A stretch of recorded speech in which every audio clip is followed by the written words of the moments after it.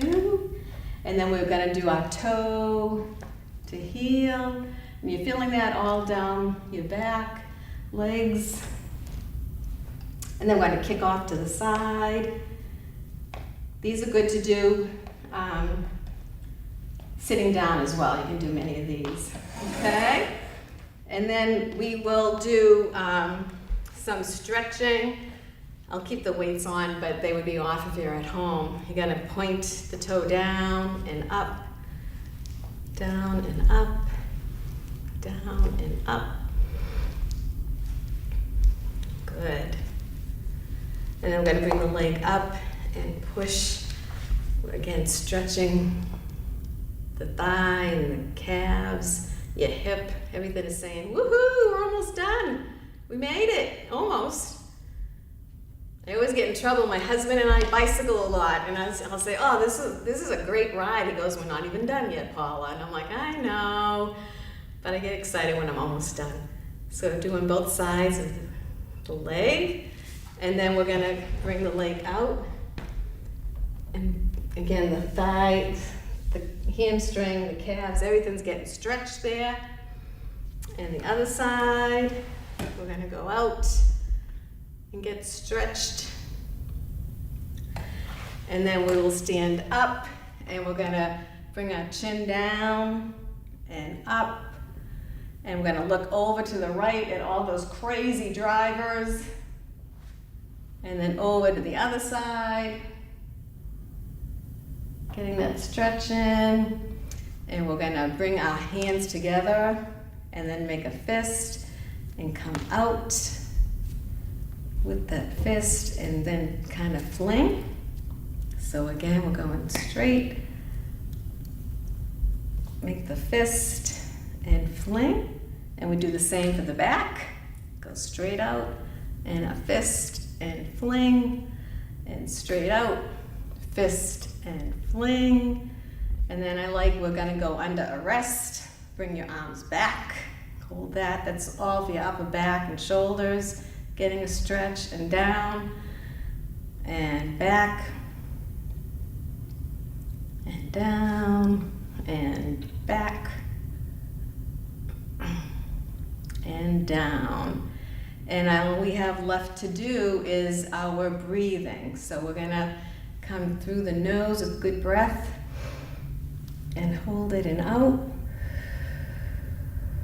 And again. And hold it and out.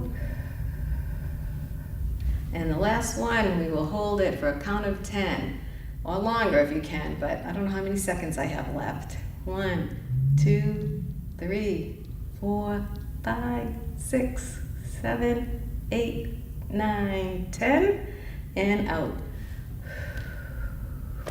Alrighty, that was it. Thank you so much for coming to our sale class, and I hope, as do all the staff here, that we see everybody sooner than later and that we all remain happy, healthy, and safe.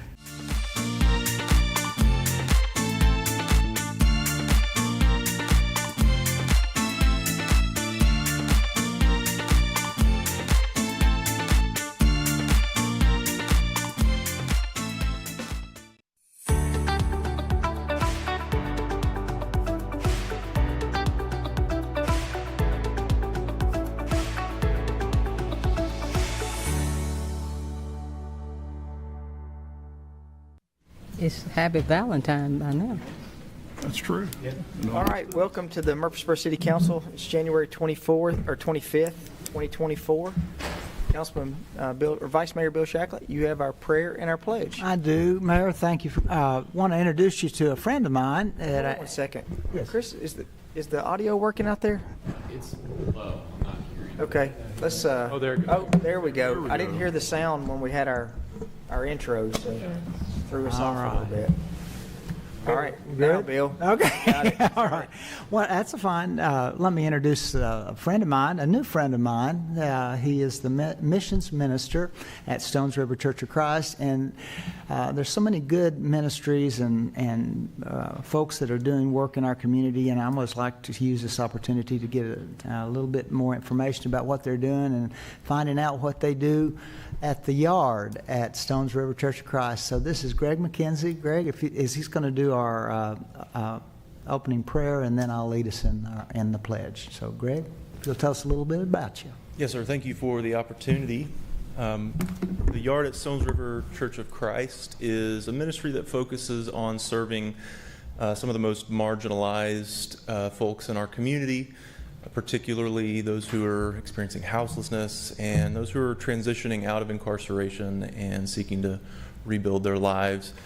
And of course, there's a significant overlap between those two groups and those who struggle with substance abuse difficulties. And so we call it the Yard because we have a large yard on our property where we, when the weather permits, we host gatherings. Twice a week we host meals that many of these neighbors join us for, and that's really the heart of the ministry. We believe in doing as Jesus did and sitting at the table with folks that many others find difficult to spend time with, or for one reason or another just don't have space in their lives for them. And so we really cherish the opportunity to know them and have meaningful conversations with them, and as we can, help them in taking the next steps and building the lives that they hope for.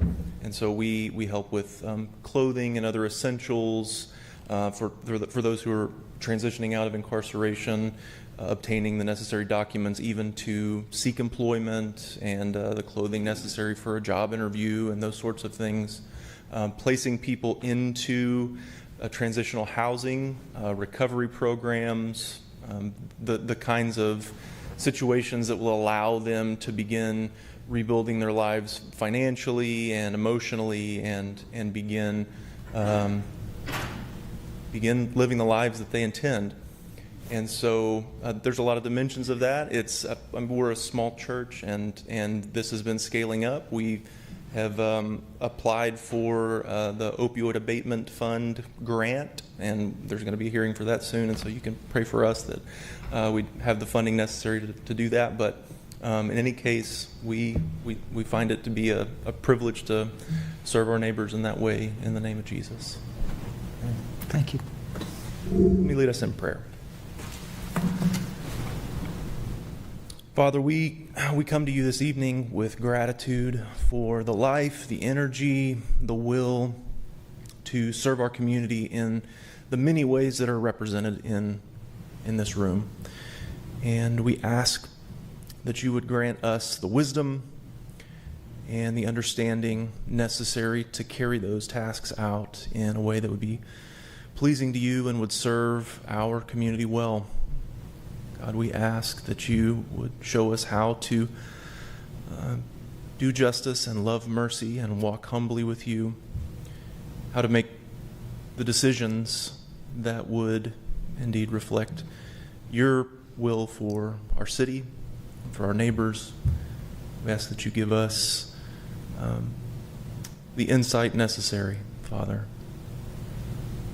We are grateful for our community, and I pray your blessings on these council members and all of the people that they represent. I ask that you would lead us, God, toward your kingdom, toward the kind of world that you desire for us to have, where justice and peace and well-being reign in our lives. For the opportunity to do that, we give you thanks and pray in the name of Jesus. Amen.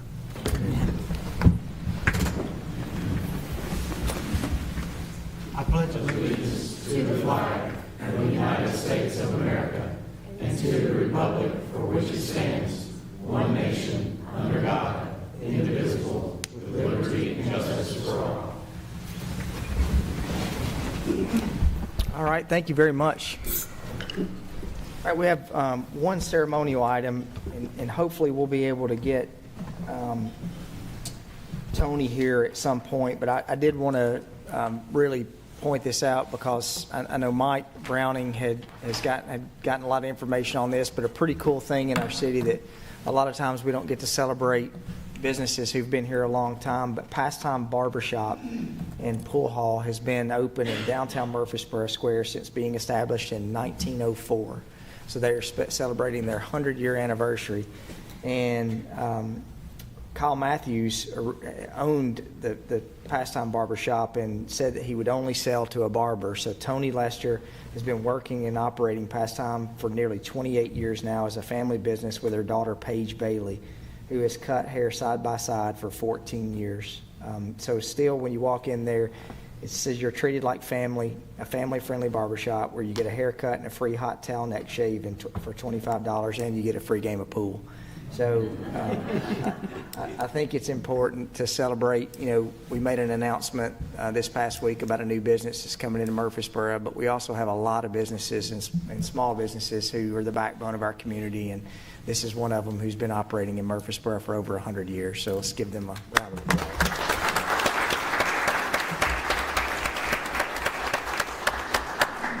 And this is not something super ceremonial, but you know, we're all a family here, and it's tough being here tonight. I can guarantee you one thing, that these two are not watching the Murfreesboro City Council meeting, but yesterday, many of y'all know I have twin boys, Luke and Eli, here in Knoxville. Yesterday was Eli's birthday, and Luke's birthday is today, and so they are 20 years old today. I remember when they were born, it may have been Steve Burris put pictures of them because they were still in the hospital when I was sitting in a planning commission meeting. So literally on these TVs. So probably not these exact TVs, but anyway, want to wish happy birthday to Luke and Eli. They're 20 years old at UT Knoxville tonight. Like I said, I guarantee you they are not watching the City of Murfreesboro. So, all right, we'll move to, I don't think we had anyone that was on our public comment or actionable agenda items tonight? No, sir, we do not. Okay, all right, thank you. All right, you have 3 items on your consent agenda. So moved. Second. Motion is second. Please call the roll. Ms. Saberwater? Aye. Ms. Gels Harris? Aye. Mr. Maxwell? Aye. Vice Mayor Shacklett? Aye. Mr. Wade? Aye. Mr. Wright? Aye. Mayor McFarland? Aye. We have several items that we've got that are going to be on second reading tonight. But Adam, how do we need to handle, do we just need to suspend the rules? How do we need to, we had a little snafu from last week. With the public, you mean with the public hearings not having had come first? Okay. Yeah, well, I mean, they're scheduled for public hearings. Okay. I think just informing people that, you know, that it has already been voted on First reading, but this is the public hearing, and then before there is a vote on. We don't need to suspend the rules because no one spoke last week, so there's really no comment. Correct, exactly, Okay. yes. All right. All right, Mr. Blomley. All right, thank you, Mr. Mayor, and good evening, Mr. Mayor and members of council. Our first public hearing tonight is for the annexation of 5.24 acres located on Sanctuary Place, and this was one that you did not vote on last time because the annexation plan of services only requires a resolution, does not require 2 readings. So, but this is the companion annexation request to the property that you did vote on, the rezoning or the zoning simultaneous with annexation. This is 5.2 acres west of Sanctuary Place. Sanctuary Place is one of the private streets located in the Marymount Springs subdivision. The 3 homes that are directly adjacent to the green highlighted area have purchased this property from the property owner who owns the large agricultural tract that it used to be a part of, and they are consolidating that property into their 3 lots for additional backyard space.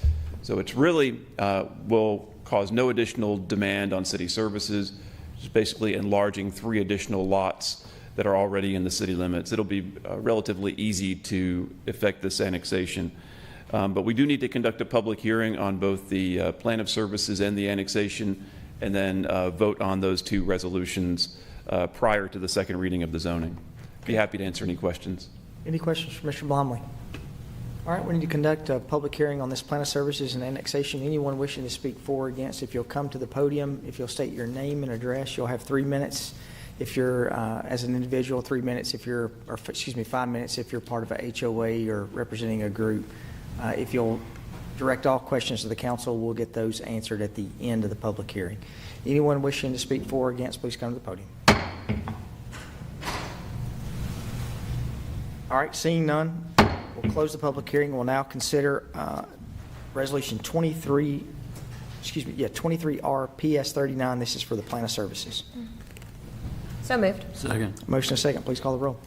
Ms. Averwater? Aye. Ms. Gels Harris? Aye. Mr. Maxwell? Aye. Vice Mayor Shacklett? Aye. Mr. Wade? Mr. Wright? Aye. Mayor McFarland? Aye. All right, we'll now consider Resolution 23RA 39. This is for the annexation. So moved. Second. Motion and second. Please call the roll.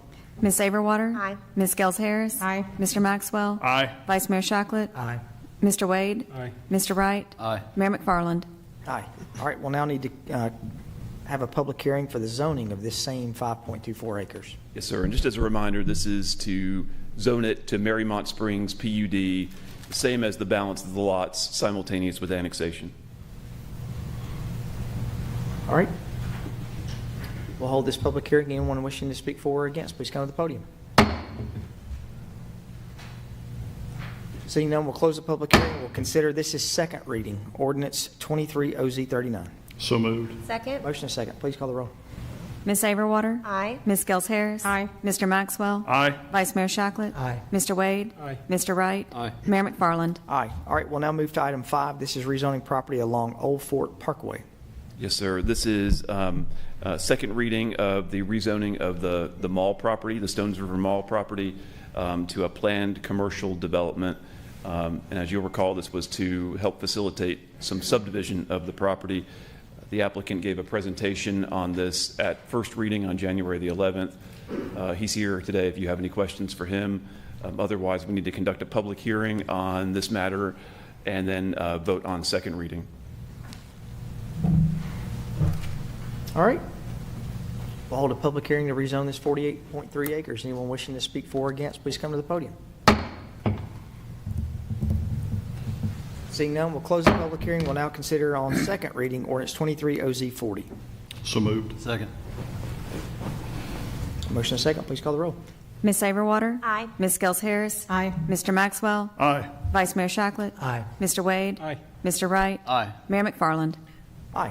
All right, we'll move to amending the zoning ordinance miscellaneous revisions. Thank you, Mayor.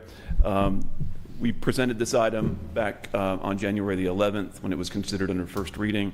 It's a wide array of revisions to our zoning ordinance, many having to do with the definitions and with Chart 1 uses permitted.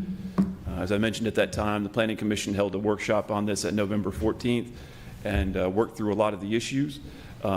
But we'll need to hold a public hearing on this matter and then vote on second reading.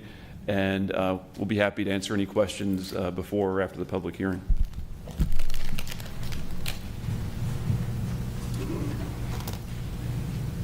All right. We'll move, have a public hearing on this zoning ordinance amendment. Anyone wishing to speak for or against, please come to the podium. Seeing none, we'll close the public hearing and we'll now consider on second reading ordinance 23045. Second. Motion and second, please call the roll. Ms. Averwater? Aye. Ms. Gels Harris? Aye. Mr. Maxwell? Aye. Vice Mayor Shacklett? Aye. Mr. Wade? Mr. Wright? Aye. Mayor McFarland? Aye. All right, we'll move to item 7, rezoning property along Northwest Broad Street. All right. Thank you, Mr. Mayor. This is actually one that we did not have first reading on the 11th, so this will be the public hearing and first reading. This is a rezoning for property that is owned by the city located along South Church Street, Northwest Broad Street, East Sevier Street, and West Vine Street. I know you all are very familiar with this property. It is where the Water Resources Engineering Division, the Water Resources Customer Service offices, the old police department, and several other buildings that were purchased by the city on the west side of South Church Street. In addition, there is the city parking lot at the southeast corner of East Sevier Street and South Church Street. There's a request to rezone this property. The bulk of the property, you'll see that there are several different labels on this map because there's some cleanup zone revisions to our zoning map as well. But the majority of the property is requested to be rezoned to PUD, Planned Unit District, for a mixed-use development. Mr. Matt Taylor will go over the details of that development in the next few minutes. But just to set the stage as far as the location, Of course, City Hall is directly adjacent to the north, and downtown is to the north, and then across Northwest Broad Street is the area where the city will be daylighting Town Creek and creating the linear park along the southwest side of Northwest Broad Street. The mixed-use development is supported by our future land use maps. The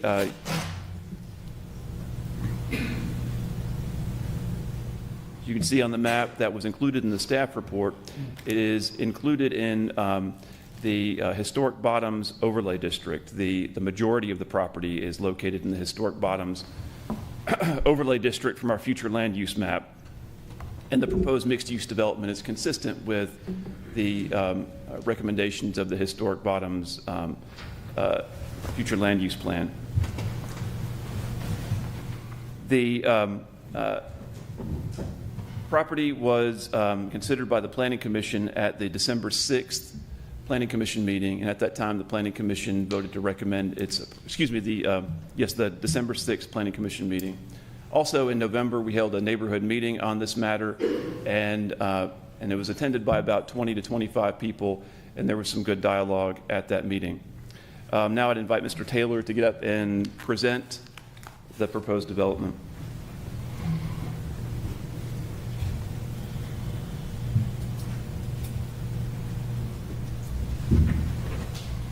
Thank you, Matthew. Mayor, members of the council, Matt Taylor of SEC. I'm accompanied tonight by the architect, Mr. Bart Klein, as well as multiple members of the development team, HRP, as well as Mr. Harney, who will be helping lead the leasing and sale of the commercial space in condominiums for the project. Presentation I will keep brief. I know each of you are familiar with this. The project is substantially the same in agreement with the development agreement that we presented to y'all multiple times, and I think y'all voted on and approved, I think in the summer of last year, maybe in the late fall. So you'll see that it's very similar to that. Really, it's been more about massaging architecture and the building sizes as we move through this. The programming is still the same that you've already approved. The project is just over 7 acres in size, all shown here in blue. So it's really what's in front of City Hall and then the parking lot across South Church Street. As Mr. Blomley said, today the property is owned mainly commercial highway and CBD, Central Business District. We have requested for that to be zoned PUD as well as a combination of the CBD and the CCO. Some existing pictures of the site. The upper left-hand corner is the entrance off Broad to the city's parking garage. We'll be maintaining essentially this same location. We'll reconstruct it, dedicate an easement, and maintain the access to that lower level of city garage. The upper right-hand corner is the upper level entrance to the city garage. This will be reshaped, reconstructed, but essentially be very similar to what it is today.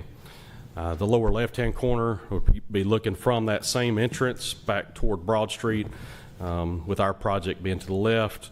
And then the lower right-hand corner will be looking from Church Street back toward Broad Street. So the project, City Hall will be to the right. One of our buildings where we would relocate WGNS would be to the left here. As Mr. Blomley said, both the Historic Bottoms as well as the North Highlands study, both of these recommended a similar development pattern to what we are providing with this PUD. In the plan itself, we essentially have 4 buildings spread across both properties.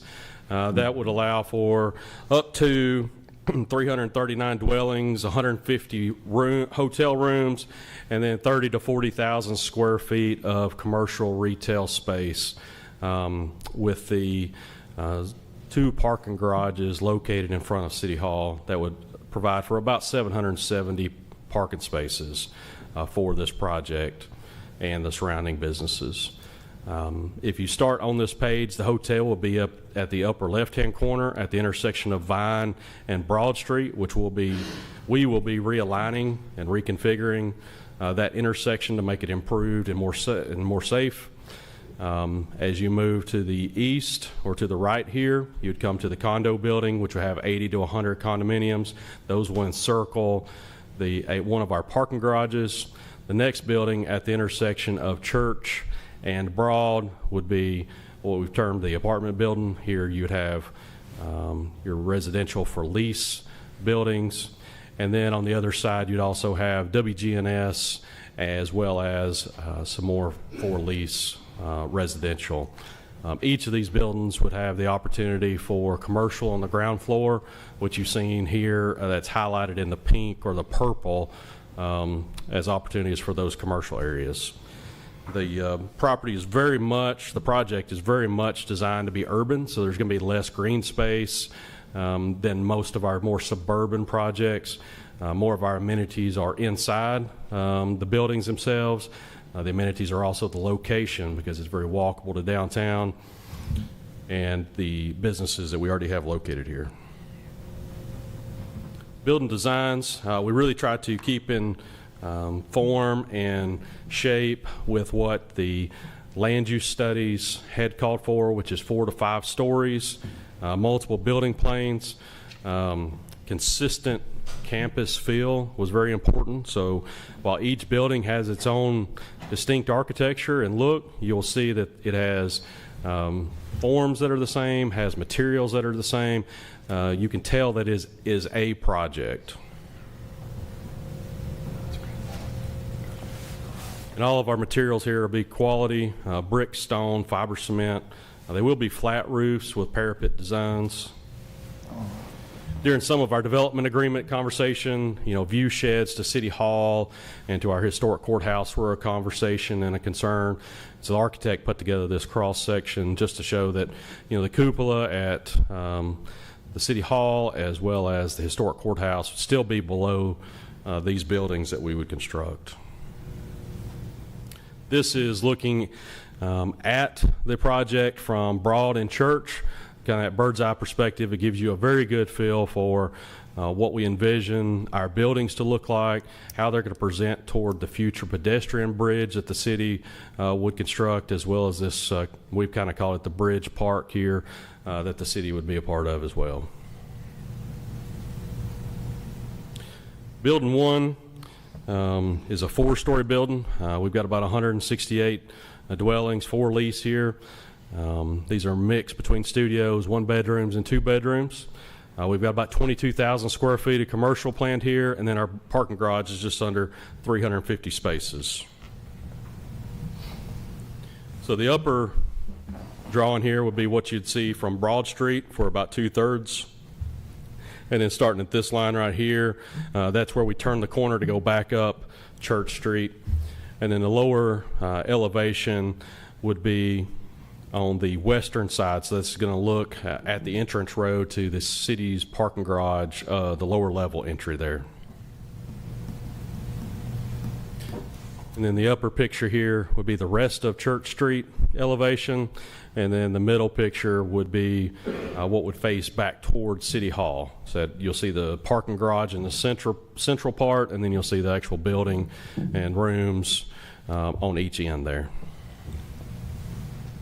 Building 2, which we've termed the condo building, again, we'll have about 80 to 100, depending on how the pre-sales go. Again, this has its own architecture. It's got some balconies, but it also has the same material and same form reading between the buildings, so you can tell that they belong. The upper picture here is what will face Broad Street. The lower picture would face toward the west, back toward the hotel.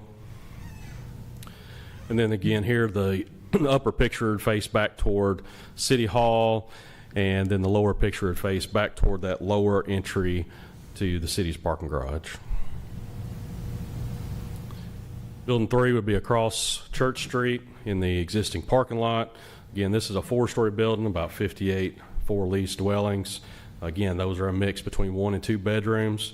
And our lower level will have the WGNS and a little bit more retail space, about 4,000 square feet total between the WGNS and that commercial space. So WGNS will be at the hard corner, and then residential will be behind and beside. The upper picture here would be what would face Sevier Street. You can see the topo and the relief as you go from left to right there. And then the middle picture face back towards State Street or Greenhouse Ministries. And then the lower picture would face back toward what used to be the old Gold's Gym building. Then the hotel design is 4 or 5 stories. It's a potential 3,000 square foot restaurant. We've picked out a couple locations that this could potentially be. Those are outlined inside the program book. Be up to 150 rooms, depending on who our final hotel user is here. And they will utilize parking spaces inside of the garage at Building 2. So the upper picture would be what would face really the Broad and Vine intersection. The lower picture would face toward Vine Street itself. And then the upper picture here would face back toward City Hall. And then the lower picture would face back toward the condominium building. Just some view sheds around the property. This would be the entrance off of Vine toward the city's parking garage would be toward the left. The hotel will be to the right, and then one of our garages would be straight forward. This will be from City Plaza, looking across this into the garage. And then this would look from the intersection of Church Street into the city's upper floor, second story entrance there. And then this would look out of the city's rotunda toward our project. Streetscape, we will complete a large portion of streetscape on this block that marries up with the city's downtown streetscape plan that's been in, I think it was adopted back in the 90s. So we look forward to doing that with tree wells, street trees, wide sidewalks, and lighting. So much like the rest of downtown, we'll complete this circle.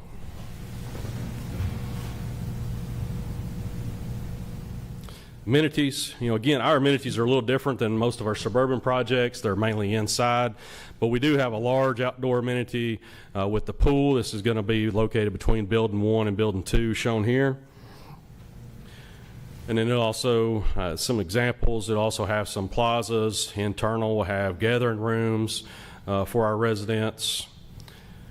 Also inside of Building 1, and it completely encircles a courtyard. This space is thought to be or designed to be very flexible in nature, so you could set up cornhole, you could have a little pet park out here, you could have a little beer garden. So it's meant to really transition over the year, depending on the seasons and how it's going to get used.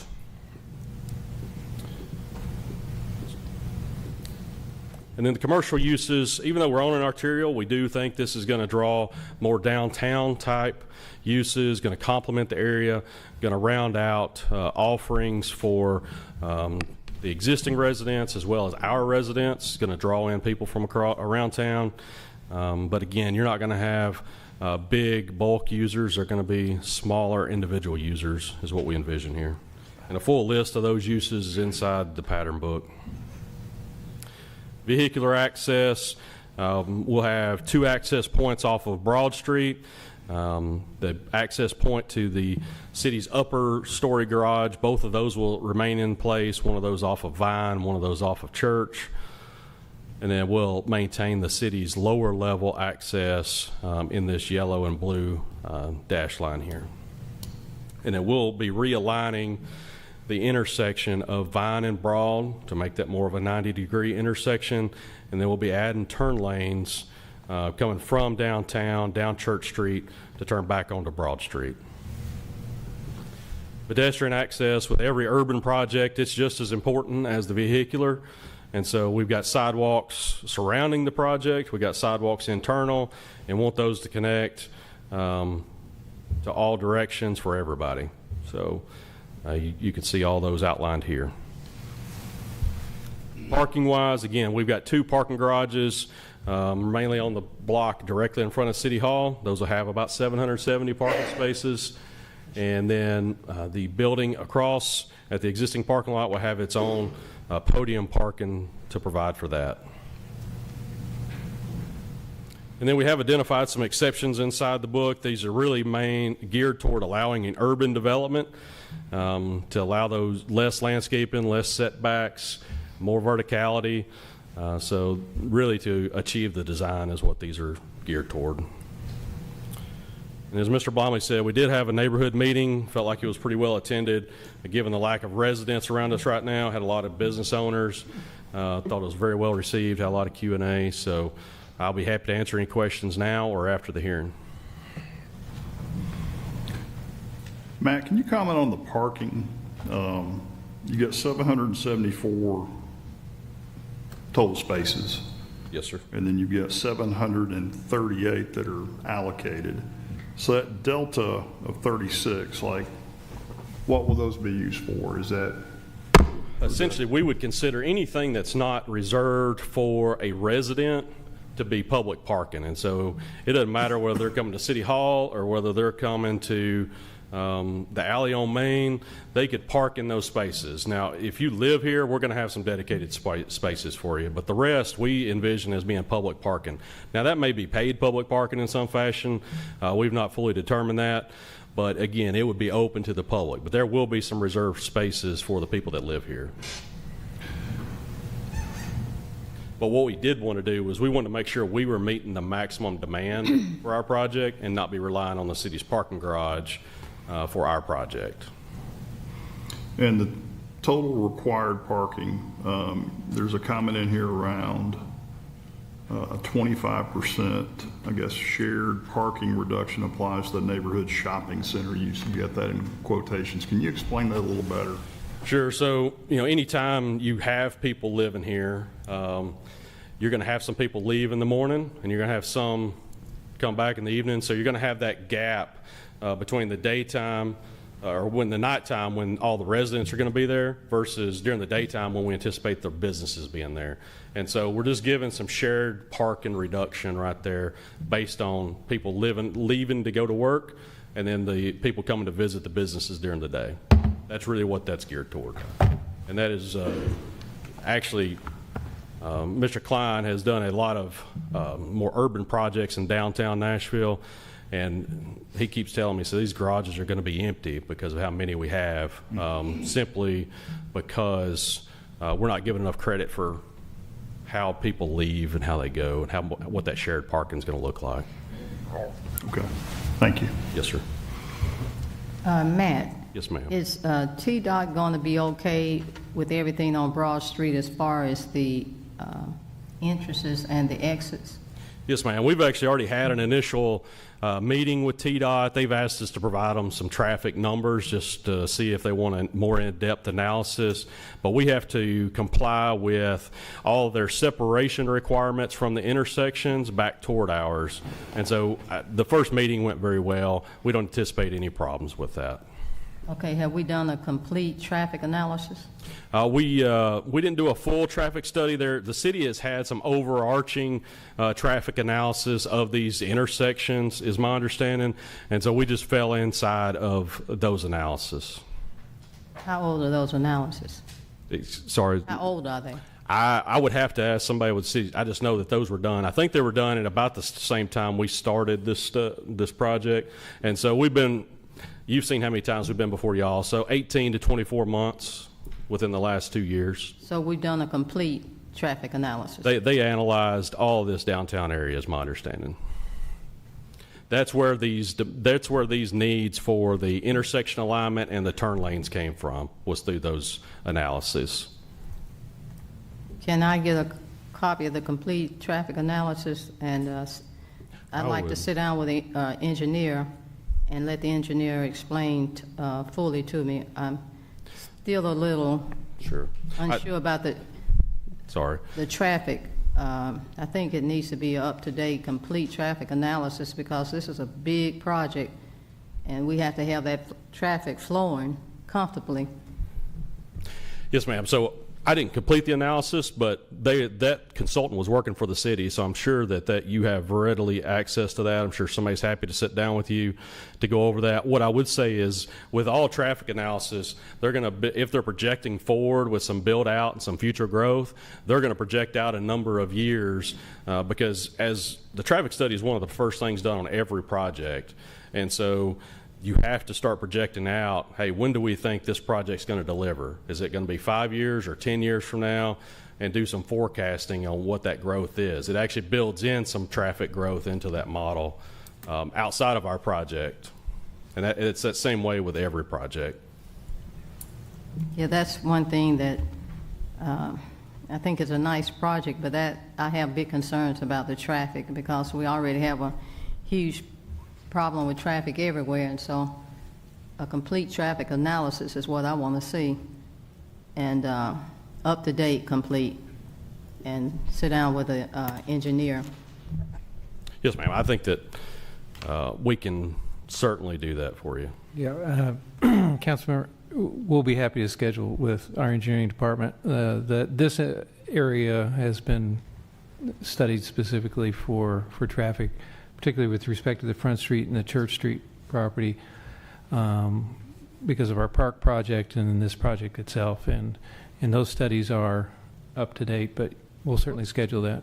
When we say up-to-date, again, how up-to-date are these traffic analysis? Well, as Matt had said, that we started the project right about the time we started looking at this project and considering this project. So they are current, and we get traffic counts on a regular basis on a state highway like this. So they are current traffic studies from an engineering standpoint. Do we ever get complete analysis or comments from TDOT when we have big projects like this, as far as the exits and entrances? So, yes, ma'am. I just see in my mind, and here again, I'm not an engineer, not close to an engineer, but I just see a lot of chaos with traffic. So what I'd say is that TDOT, because Broad Street is a TDOT controlled road, we have to get a driveway permit for anything that we do inside their right of way. So it doesn't matter whether we're pouring a sidewalk or whether we're moving an entrance or we're taking out an entrance, we have to go get a TDOT driveway permit.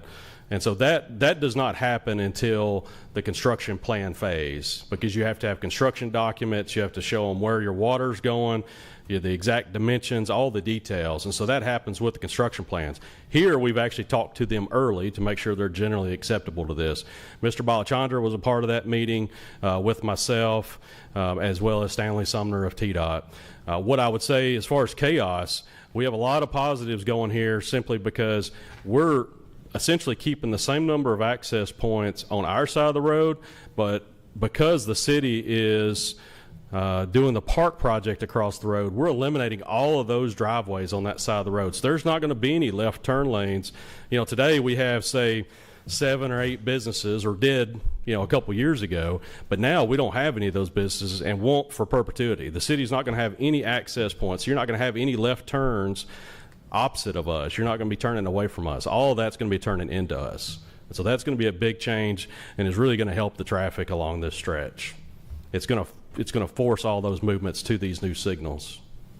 Yeah, that's a concern I have. And just listening, and here again, I don't know anything about construction or engineering, but it seems to me, without a total, up-to-date, complete traffic analysis, we're taking the cart before the horse. What I would say, ma'am, is that the traffic study is well within the time frame that a normal traffic study would be conducted. They make certain assumptions for growth because, again, a traffic study with every project is it's one of the first things done on the project. And so you might, for a subdivision, for instance, you might be 10 years out before you're completely done, but you're projecting what that growth is going to be for those 10 years. Okay, thank you. Yes, ma'am. Any other questions? We need to hold a public hearing. Matt, one last question. You've got here on page 9 of your presentation, says 35% of the 774 stalls can be compact spaces if needed. That Yes, would sir. be 270 stalls. And it says below it, 35% of the parking spaces within the structure are compact spaces. So which one is it? It'll be up to. So with this type of zoning, we have to set either a minimum or a maximum. Obviously, we've not laid out every parking space inside of there, and really what that compact is geared toward is you might have a column, and it's just going to be a little shorter at that space. Not all cars, my truck probably wouldn't fit there, but my wife's car might, and so, or a little Mini Cooper, things like that. It's a very commonplace whenever you get into the garages anywhere that you see. We're not as accustomed to it here because we've not had a lot of garages, but it's a very common element to have. Okay. But up to? Up to, yes, sir. Okay. Thank you. Yes, sir. All right, seeing no more questions, let's hold a public hearing. Anyone wishing to speak for or against the rezoning of this 7.8 acres, please come to the podium.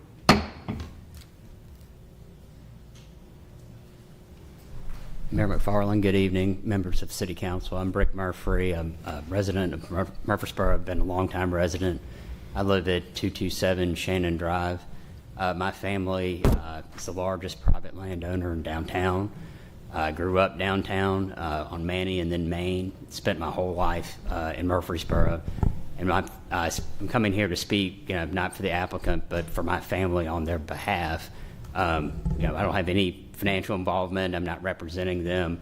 I'm here on behalf of my family, who are downtown business owners, and we own real estate. And we're very excited about this project. Feel like this is the future for Murfreesboro.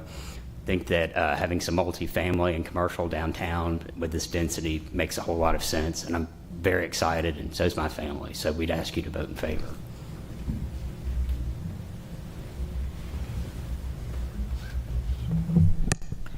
Good evening, Mayor McFarland, City Council members, city staff, and guests. I'm Tara McDougall, and I've had the privilege to serve as president and CEO of Discovery Center for the past 11 plus years. I'm honored to speak here tonight to speak enthusiastically in favor of the Broad Street redevelopment project. As I've mentioned in previous comments about this project, Discovery Center is a great neighbor and has been for the past 37 years. Through the vision of Congressman Bart Gordon, Mayor Joby Jackson, Billy Little, and others, we developed the site at 502 Southeast Broad Street to restore wetlands and open our 30,000 square foot facility.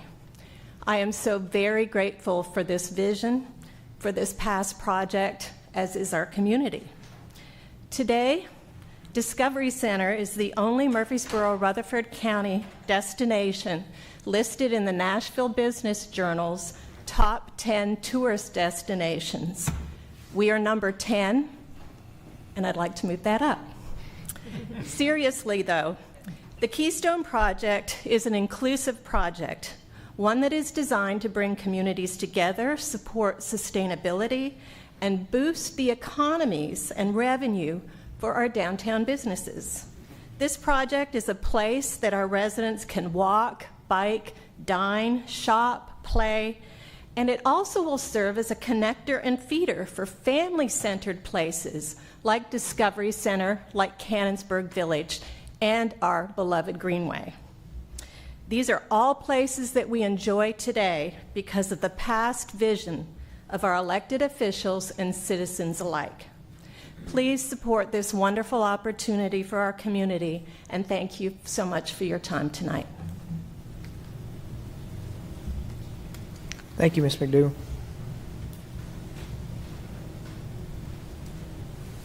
Good evening. My name is Sarah Callender. I'm representing Main Street Murfreesboro as the Executive Director. Within a 30-block radius of what Main Street Murfreesboro has established as the downtown business district, there are approximately 512 businesses. In 2023, approximately 85 businesses closed and 57 new businesses opened, and there are 47 vacant spaces available for lease or standing empty. In 2023, the city and county government spent $753,761 on a total of 13 projects in this downtown boundary. Private investment made by some of those approximately 500 businesses spent $5,084,165 that we know of. The people who work downtown are invested in downtown. Downtown Murfreesboro is a vibrant micro-ecosystem of thriving, locally owned businesses run by people who live right here in our community. Our downtown is walkable, thanks to the work of so many people in this government, some sitting here tonight even, and the Main Street program back in 1985. Our downtown has wheelchair-accessible sidewalks, although they could use more. They have appropriate lighting, free parking, and easily accessible parking garages, 2 of which are just on 1 block off of the public square. Our downtown has a diversity of businesses from service-oriented health and wellness, restaurants, retail, and government services. What our downtown doesn't have is livable space. Within the 30-block radius, the only livable space that we have documented is Westbrook Towers Independent Living for Senior Citizens, which has a long waiting list, 11 residential homes and 13 apartments that we know of on the public square and 2 blocks around it. This city government approved and paid for a downtown study called the Bottom Study that some in this room participated in. This was a study formulated from meetings with our community to figure out what was needed to improve the downtown. In this study, a recognized need for the downtown was more livable housing options. Also, to create a connection between the downtown and the Bottoms area known as Cannonsburg. But to make these plans happen, we have all learned it takes investors to come along and pay for them. Here is your opportunity as the City Council, representing our community, including the small business owners, those 500 and more located downtown, to vote for something that will bring one for sure component that we recognize we need downtown, and that is more housing options. The Keystone Project is a beautiful development that will enhance the gateway into the downtown. It will take what has been an eyesore off Broad Street into our downtown business district on Church Street and Vine Street and create a sense of place for downtown. It will connect the Bottoms area with a walkable bridge over Broad Street to the future daylighting of Town Creek and the Cannonsburg area to make our downtown a destination for families to come and visit. It will allow for a boutique hotel to bring tourism downtown. But ultimately, it will create more spaces that do not exist without new development occurring for people, everyday people in our community, to live downtown. This will be a game changer for our locally owned businesses. Thank you for being wise and allowing new development and new things in our old downtown. Thank you for helping our downtown to grow and thrive and to keep up with the rest of our city. We all owe it to those 500 business owners who have chosen to make their livelihood and invest in the historic downtown area. We owe it to our community to keep our downtown alive and thriving and bringing people to its streets to do business and enjoy community. Thank you. Thank you, Ms. Callender. Mayor and council members, thank you for letting me speak again. My name is Josh Reynolds, live on Cherokee Court here in Murfreesboro, over across from the university. As a small business owner, one of the 512 that Sarah represented, as well as a owner of real estate on the square, we were very excited to stand and support this project. As you know, everyone's seen some amazing announcements that have happened in the past weeks, and we're all excited about that. I assure you, no one in the city is more excited for a cava than my wife. So maybe Trader Joe's, but we'll see which one wins us over more. When we look at that, we have to see that there's so much going on around the outside of the city. And as you know, our downtown, our square is the heart of the city, and we have to have a healthy heart in order to keep our city strong. And so looking at the investment, looking at the tax dollars, from my perspective, looking at customers, we are very excited to support the city and continue to support the heart of Murfreesboro. Thank you.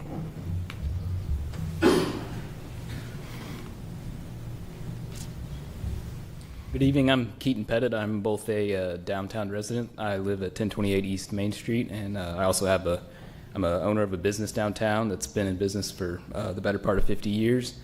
But I'm here tonight on behalf of the Main Street Murfreesboro organization as the chair of the Main Street Design Committee to offer our support for the Keystone on Broad project. The members of our design committee have done a thorough review of the proposed plans for the project, and we are excited about the new living and retail opportunities downtown, especially the much-needed downtown hotel.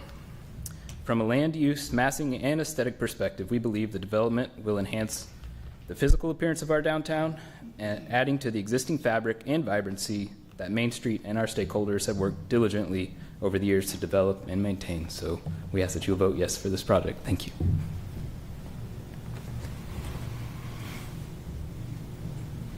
Anyone else? All right, seeing none, we'll close the public hearing and we'll consider on first reading ordinance 23 OZ 44. May I ask Mr. Taylor a question? Sure. You don't have to get up, Matt. I probably owe you that respect. I'm sure I owe you that respect, sorry. I've been meaning to get with you on the flow of traffic, and I have to apologize to you for that. With the weather we've had and everything, that's just kind of knocked me back some. But will you be willing to sit down with me and help me to understand? Because I think it's an excellent project. I just want to understand the traffic. Will you Absolutely. I have no issue with that. Anytime. Okay. If you just want to talk about your kids or something, I'm happy to sit down with you. So. Okay. Thank you, Matt. Yes, ma'am. I think it's important when we look at the overall project that, of course we have traffic opportunities that are in our city, but I routinely drive to Knoxville, and the traffic in Knoxville is no better than the traffic in Murfreesboro. The traffic in Nashville is bad. The traffic everywhere is bad. And so unless you go out to Milton or Las Casas or Rockville Rockville, around the school, we don't want to bring up that issue again. But, I do think when you look at this project, without the work that we've put into Town Creek, and that's something that's gone on for some time. I used to go to the subway next to to the Copy Mate, and traffic will back up at that intersection because everyone would turn in trying to find a spot to park where they only had 4 parking spots for the entire subway. So I do think that this whole corridor now with Town Creek, you're eliminating, I think I counted 7 different curb cuts on the businesses that we have, not including what is being planned to do with South Front Street. Not to mention, and I know Bill can attest to this, for years we've talked about how do we get a pedestrian bridge over Broad Street to be able to access that area, and this is one of those ways that we're getting pedestrian access. But here's you've heard that saying, what do you call a leader who no one's following? That's just someone who's walking around. And if we don't have pedestrians to use a pedestrian bridge, then the money that we're spending on the pedestrian bridge is just a waste of money. The other thing, I think it's important, we talk a lot about affordability, and I don't know where else in the downtown area that we have the opportunity that we could provide affordable housing. And affordable housing in Murfreesboro and density have to go hand in hand, because a single family house that's new is going to be in the low to mid 500s, and we have to be able to try to find affordable housing. I think this does that. The other important part, the parking spots. I know Austin's talked and asked a lot of questions about parking spots. Just because that those are specified for the different businesses that are being required doesn't mean that they have to be used by that one user. So, and as someone who has done projects in Murfreesboro for some time, what is required sometimes is definitely not what's used. It's and a good example is if you go to the downtown parking garage, I guarantee if you go in that parking garage right now, there's maybe 10 or 15 cars in that parking garage, but you can't find a space to park during the day in the parking garage. So, and then last but not least, and this is the frustrating part, as political officials, it's easy for us to say when we have wins. I think it's also important for us to own when we've had mistakes. I think this project sometimes is getting fairly characterized, or it's getting characterized poorly by a project downtown that has not started. And I think if any of us could have found a way 5 or 6 years ago that we would have made a different decision on what's happened at One East College, I think everyone would rewind the clock and go do that differently. I think we've taken what we've learned with that project on why that it's not started, and some of the things that hopefully we could have done differently on the vetting process and also on clawbacks, and those are in this project. And so I wish we could magically get One East College to start. My blood pressure goes up every time we talk about it. But I hope this is a successful project, and I think the applicants have done everything they can to go through the vetting process. Lastly, one thing that we've skated over, WGNS has been in this community for a long time, and you look at this and the applicants with WGNS selling their building, WGNS does get a new office and a new station out of this, which I think is important for our community. I hope WGNS is around another 100 years from now. They provide a vital service to our community. So those are a few of the reasons I think that this project is going to be good for our community and good for the overall downtown. One more question here. When we talk about affordability, what are these units going to run? I don't know that we've got that locked down yet, but what we have committed to is the same thing we outlined inside of our development agreement. Just didn't put it in the rezoning because it wasn't an appropriate place, but is the HEROES Act. So it's where we're going to reduce the amount of rent to firefighters, policemen, teachers in our community for, I think it's a 10%. I don't remember the exact numbers on that. It's 30% for 5% of the units. And then on the for sale, I think we're reducing at 20% of market on 5% of the units. So those are real numbers when you're talking. My son lives in downtown Nashville, and I think he pays $2,700 a month. So, that's $900 a month. That's real money that you're talking that's taken off there. And those are going toward the most deserving in our community, really. No exceptions for politicians. They're not I don't think that'd be appropriate for me to answer. Madeline, they do have an exception for politicians. It's 20% more than what everybody else pays. So You got your W-2 from the Yeah. council. Yeah, I was like, you want to see our W-2? We got. Yeah. I'll make a general comment, Shane. There's no such thing as a perfect plan. When I was a battalion commander in S3, we would debate every plan to death. But at the end of the day, you go with your best plan. And to me, a perfect plan in this case is that there would be more affordable housing and there would be more units for seniors, veterans, teachers, that it would be 100% condos. But we can debate that all day. There's no such thing as a perfect plan. You go with your best plan. And at the end of the day, I do think it has the opportunity to really change the downtown for the better. Ms. Callender's comment about 11 and 13 apartments around the square, I had no idea.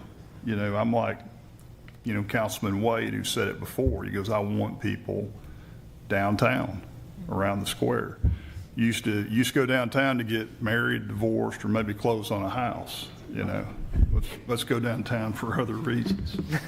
So Trifecta. Or to go to Shacklett's, get your photo Right, made. Maybe that. your photo with your marriage certificate or your divorce decree. Yeah. So, But at the end of the day, it's a good plan. It's the best plan. There's some things I wish we could change about it, but I do think it will change the community in the downtown for the better. Sean. All right, this is a very good-looking project that I hope does everything that you all think it will.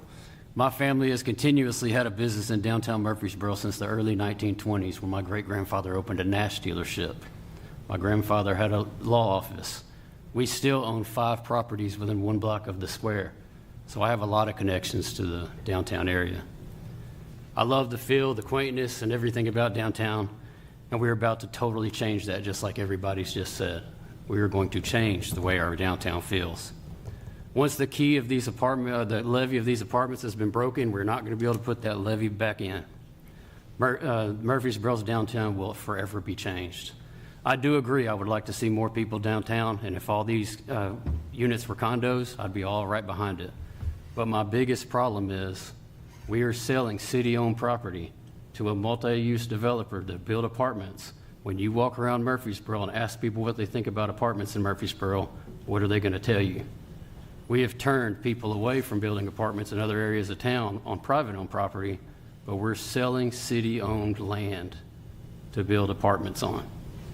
Let's all think about that.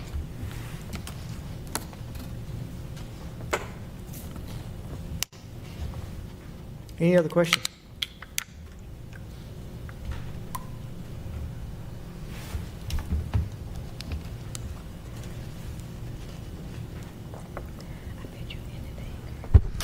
Well, I mean, I guess I need to make some comments too. We, like the Wrights, we've got a long time history of downtown involvement. For years have hoped that we would continue to have a vibrant downtown.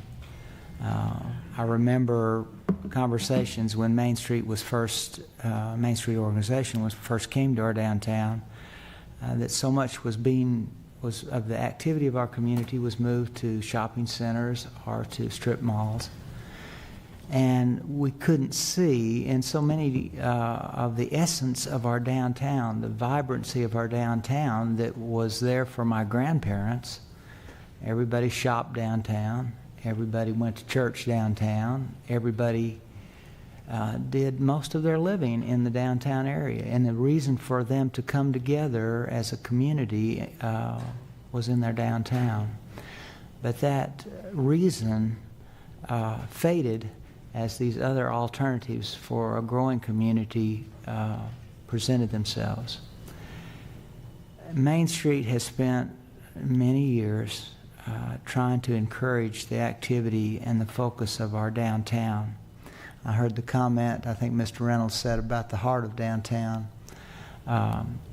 We've been very fortunate to have people who have labored hard, invested, people that didn't live downtown or didn't have a business downtown, still invested their time and effort in maintaining the kind of community in our downtown area. And we're blessed to have still the potential in our downtown area. I'm excited about this project. Again, as Mr. Maxwell said, there is no perfect plan. When I went to MTSU and studied urban planning, that was what my undergraduate degree was in. I still remember a phrase that a failure to plan is a plan to fail. We have tried to forecast in the future what opportunities might be there. Even the developers don't know for sure that this is financially going to be a bustling place, but they're willing to put their money on the line. I want to see a shovel in the ground. I love what we've learned from the One East College project, the benchmarks, the clawbacks. We have to have learned from our experience, and I think what I'm seeing before me is an opportunity, not something to move backwards, but to move our community forward. Change is hard. I know there's going to be challenges even beyond this project. But if we get people interested in our downtown, investing in our downtown to this extent, I think there'll be a lot of good things that will happen as a result of this project. So I will move for the approval of the project. All right, we have a motion. Second. Motion and a second. Ms. Brown, please call the roll. Ms. Averwater? Aye. Ms. Scales Harris? Aye. Mr. Maxwell? Aye. Vice Mayor Shacklet? Aye. Mr. Wade? Aye. Mr. Wright? Nay. Mayor McFarland? Yay. Hey, yay. All right. Congratulations. We look forward to shovel going in the ground soon. All right. Mr. Blomley. Yes, sir. I have 5 items that we need to schedule for public hearings. A little bit of a change to the recommendation. The council communication included all 5 of these to be recommended for a public hearing date of March the 7th. We still want the public hearing date for March the 7th for items B through E, However, item A, we are recommending for a public hearing date of February the 22nd. So February 22nd for item A and March the 7th for items B through E. So moved. Second. Motion second, please call the roll. Ms. Saberwater? Aye. Ms. Skels Harris? Aye. Mr. Maxwell? Aye. Vice Mayor Shacklet? Aye. Mr. Wade? Aye. Mr. Wright? Aye. Mayor McFarland? Aye. All right, we'll move to, thank you. We'll move to on motion items. You have the Sportscom Burrell Beach pool renovations. So moved. Good evening. Thank you for the opportunity to come tonight to seek approval for the contract with DWR Aquatics to remove and replace the plaster and tile finishes in the amount of $244,000. The plaster coating is original to the 2011 renovation and is now in need of resurfacing. The new coating will provide efficient and safe use of the pool for many years to come. Bid responses were reviewed by the project consultant, city purchasing, and is pending legal approval from the city's legal team. DWR was the lowest responsible bidder of the 4 proposals received. This project will be funded by this year's operating budget, and I'll be glad to answer any questions that you may have. Does Jamie's motion already count? So moved. Second. Well, no. You're not going to have to close the pool down, are you? No, this should be done in time to open the pool regular schedule. Okay. Jamie? Jamie, So moved. I made 3 motions. Somebody second. I'm already seconded. Okay. All right, motion second, please call the roll. Ms. Saberwater? Aye. Ms. Skels Harris? Aye. Mr. Maxwell? Aye. Vice Mayor Shacklet? Aye. Mr. Wade? Mr. Wright? Aye. Mayor McFarland? Aye. All right, we have the police department headquarters generator fuel delivery system. This time, seeking approval for the contract with Vital Fuel Systems for the fuel delivery system modifications for the generators in the amount of $62,281. The fuel pumping system and cleaning system on the generators at the police headquarters are different brands and do not work well reliably together. This project will provide components of a single brand throughout these systems to correct existing compatibility issues and facilitate more effective diagnosis and repairs when problems occur. Vital's quote was a sole source and has been reviewed by the city's facilities, purchasing, and legal departments. Cost of this project will be funded by this year's operating budget. I'll be glad to answer any questions on this one. No questions? So moved. Second. Motion second, please call the roll. Ms. Saberwater? Aye. Ms. Skels Harris? Aye. Mr. Maxwell? Aye. Vice Mayor Shacklet? Aye. Mr. Wade? Aye. Mr. Wright? Aye. Mayor McFarland? Aye. All right, you have the playground replacement at Mitchell Nelson Elementary School. This one, Boyce Ballard Construction for the removal of existing playground and construction of a new playground at a different location at Mitchell Nelson Elementary in the amount of $594,000. Playground in the northwest corner of the property has served the school for many years. Demolition of the existing playground and construction of a new one located directly behind the school will improve student safety and make way for future parking improvements. Boyce Ballard was the only bidder. Their response has been reviewed by the architect, the city purchasing, and approved by city schools on January 9th. This project is funded by the Extended School Program. I'll be glad to answer questions on this one. So moved. Second. Motion and second, please call the roll. Ms. Saberwater? Aye. Ms. Skels Harris? Aye. Mr. Maxwell? Aye. Vice Mayor Shacklet? Aye. Mr. Wade? Aye. Mr. Wright? Aye. Mayor McFarland? All right. Director Duke, can I ask you one question? Mitchell Nielsen, Chairman Campbell called me a while back about trying to find funds for a golf cart to go back and forth between primary and elementary. Did y'all do that, or did y'all decide that you didn't want to do that, or?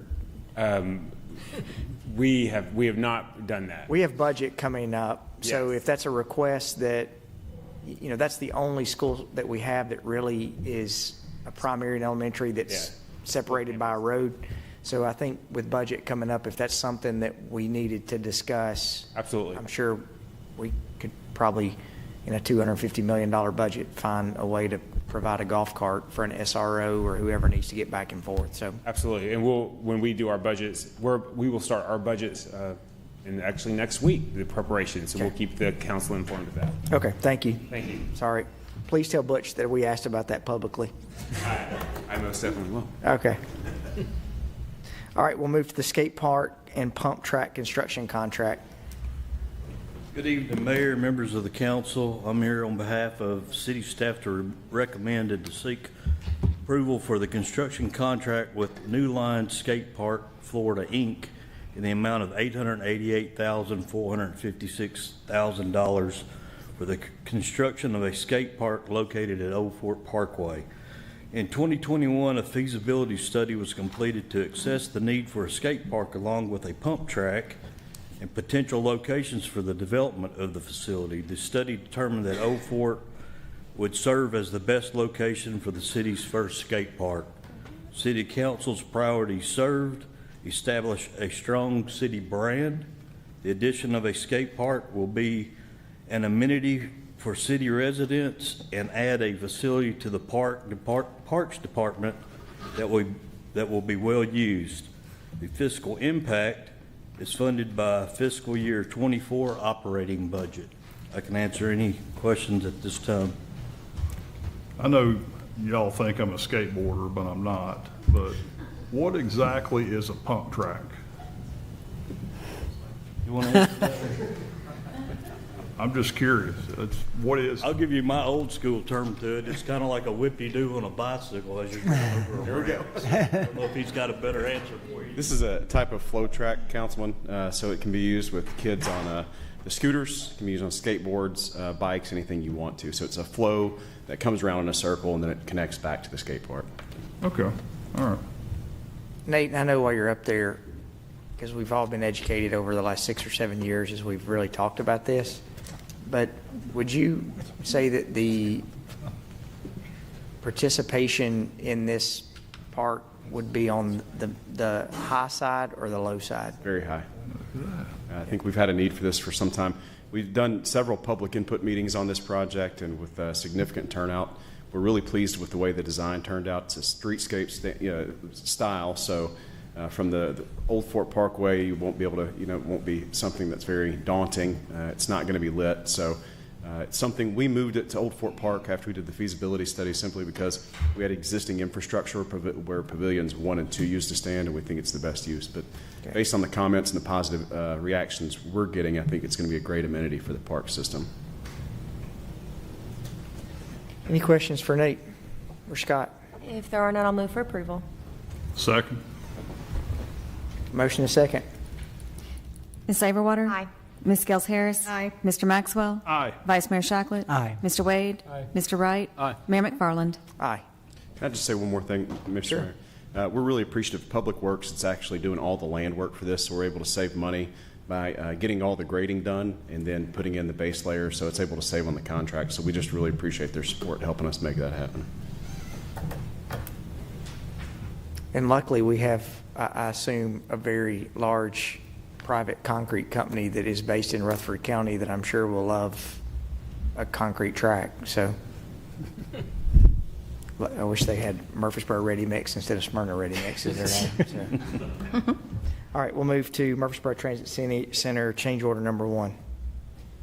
Good evening. I'm here again on behalf of staff to seek approval for change order number 1 to the construction contract for the Murfreesboro Transit Facility with Rock City Construction.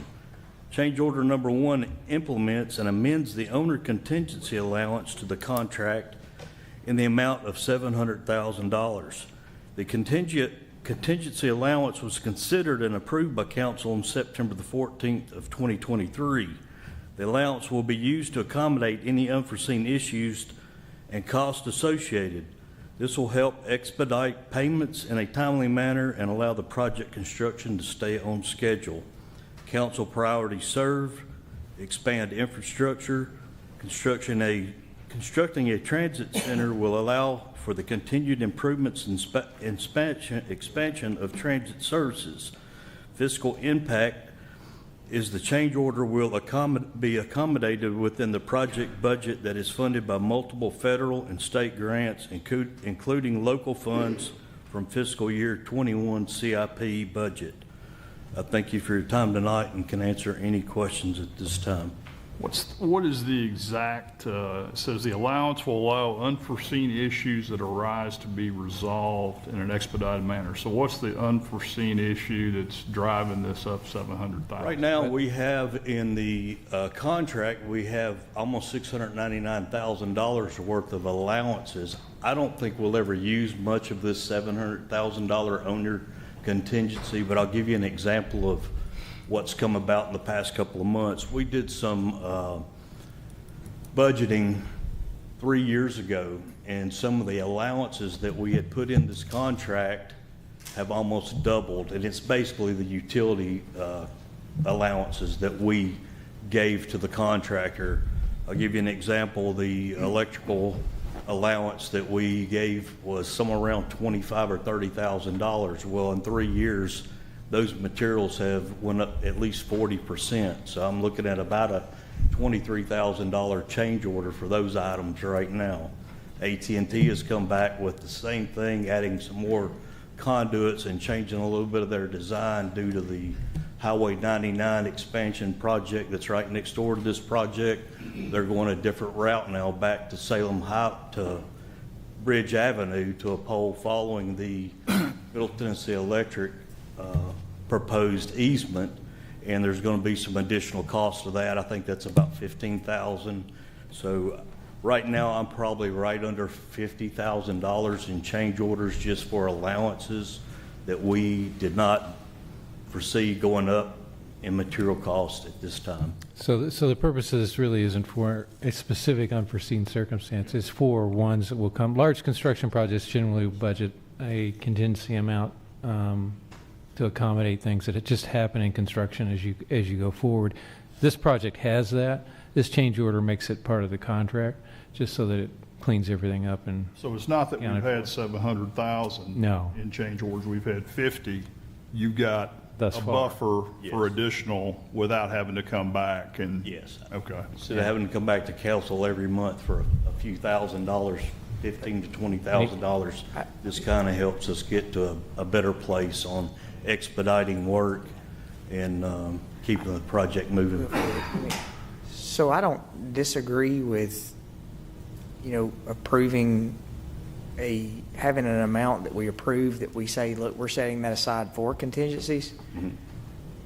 But I think that's what our role is, to be able to monitor those contracts, and we approve the change orders that come in. And the thing that I don't like about this is that we're not going to know about those change orders until, look, I lose sleep over Chris Griffith coming in front of us with a change order all the time on road projects. Sure. But the part that are we going to start doing this with all of our projects, that we approve a contingency that we set over to the side, and then we say, look, y'all manage that contingency and then just let us know how it turns out? Is that, projects would generally have an owner's contingency as part of it. That doesn't give signature authority to buy things more than $50,000. So that you still have to come back for that. But for small projects or small items that come up, like he's mentioned, Scott's mentioned, then we can take care of those efficiently. And then at the end of the project, everything gets squared out with a final change order that shows all those projects. But yeah, any amounts that need to be expended, any contracts that need to be signed over $50,000 still have to come back to council to get signature authority. This is just to make sure that the budget is all squared up and small amounts can be handled efficiently. I'm fine I understand the reasoning why that, especially the speed on, but I think if we're going to do this, we need to put something in place that basically says at the end of a project, you guys are going to come back to us and true up and show us we approve. Show you the final change order amounts and the total project budget, the balances. And so that way we can say, look, we know you approved a budget of $700,000, but we didn't hit that, and this is how much is left over. Not a lot of $10,000 change orders add up to $700,000 or $49,999 change orders. So I just don't want us to get into saying, look, we're low bid. And then we're going to add another That's contingency on it. Yeah, Low that's, bid and then death by 1,000 no, change we manage that very carefully, and and it's an owner's contingency, so we have total control over it, and we're not allowing contractors to come in and just up their bids on everything else. Now, we do realize that there are certain pieces of equipment a contractor can't buy because there's a third party that's charging them something, and you know very well how that works. And so some of these just have to be accommodated through contingencies. I mean, it's a $700,000 change order, but the project itself is how many millions? 17 million. $20 million. Almost $20 million. So, you know, and Yeah. you know, we manage it closely. This isn't something we're just writing checks off. No, I get it, but we've got a lot of $70 million projects. We got a lot of projects that are coming through, $45 million school at Salem, $40 million. So, you know, we said, look, we're going to put a $2 million contingency aside. We just need to be able to keep up with it. Yes, we'll still track it and do our due diligence of keeping you guys. I agree. I think what it falls back to is I think we learned our lesson from the police building. Yeah, I didn't want to mention that. But Well, I wanted to mention it, so I wanted to make That's sure okay. I'm trying we to don't go avoid back that. down that route. I think I'd rather see them one by one like we have the soccer field. I'm good with that. I'd personally rather see them one at a time. I mean, I get it, it's more expeditious and speedy, but I'd rather see them one at a time. That way we get to keep up with how much over budget we are. Yeah. Staff, just to address your concerns, staff has written up a policy to manage this. I'm more than happy to share that with you, and if there are things that, you know, and it specifically requires that final change order to square things at the end of the project. But I'm happy to share that with council members, so see how different change orders are handled, especially in the context of where you have this owner's contingency. And happy to address any concerns you might have. And if there's changes that need to be made, you know, we can make them. Personally, I don't think if we approve just a contingency out there that we're doing the citizens of Murfreesboro correctly. We're just giving you a $700,000 check and we're not watching over it and they just keep running up to $700,000. I just don't think that's fair to the taxpayers. Yeah, but that's not the way the contracts are managed, and that's not the purpose. Isn't there as somewhat of a slush fund, which is more or less what that sounded like, and it's not that at all. It's to accommodate reasonable changes. If we had a scope change, where we decided we're going to just change the scope of a project, just do something different, add square feet or something like that, we definitely would have to bring that back to council. But as we go through and you hit on a project that has a certain degree of complexity to it and you hit 100 different changes, we can bring it back to council, but what you're going to see is small changes coming on and you won't be managing that at all because you won't see the full scope of it, and that's what staff does as they manage projects all along. And again, you can't, just because we have this in the budget and it's called a contingency, which all construction contracts will have, it's to some degree, doesn't mean we'll spend money over our authority, and it has to be brought back to council to get signature authority for it. So there's different layers on how this is done. I understand it's efficient, but we meet 3 times a month. And if I've seen it 2 or 3 times in a couple of months, then I'm going to ask the question, as would Sean or any member of the council. Yeah. So I'm all for when you're setting up majority already. I'm all for when you're setting up a project and as part of the bid you have an overage contingency. That's normal, but we approved this project and now we're putting it over overage contingency in after the fact. No, it's already in the budget that was approved. This change order actually is just reflecting in the contract. The project's budget's not changing at all.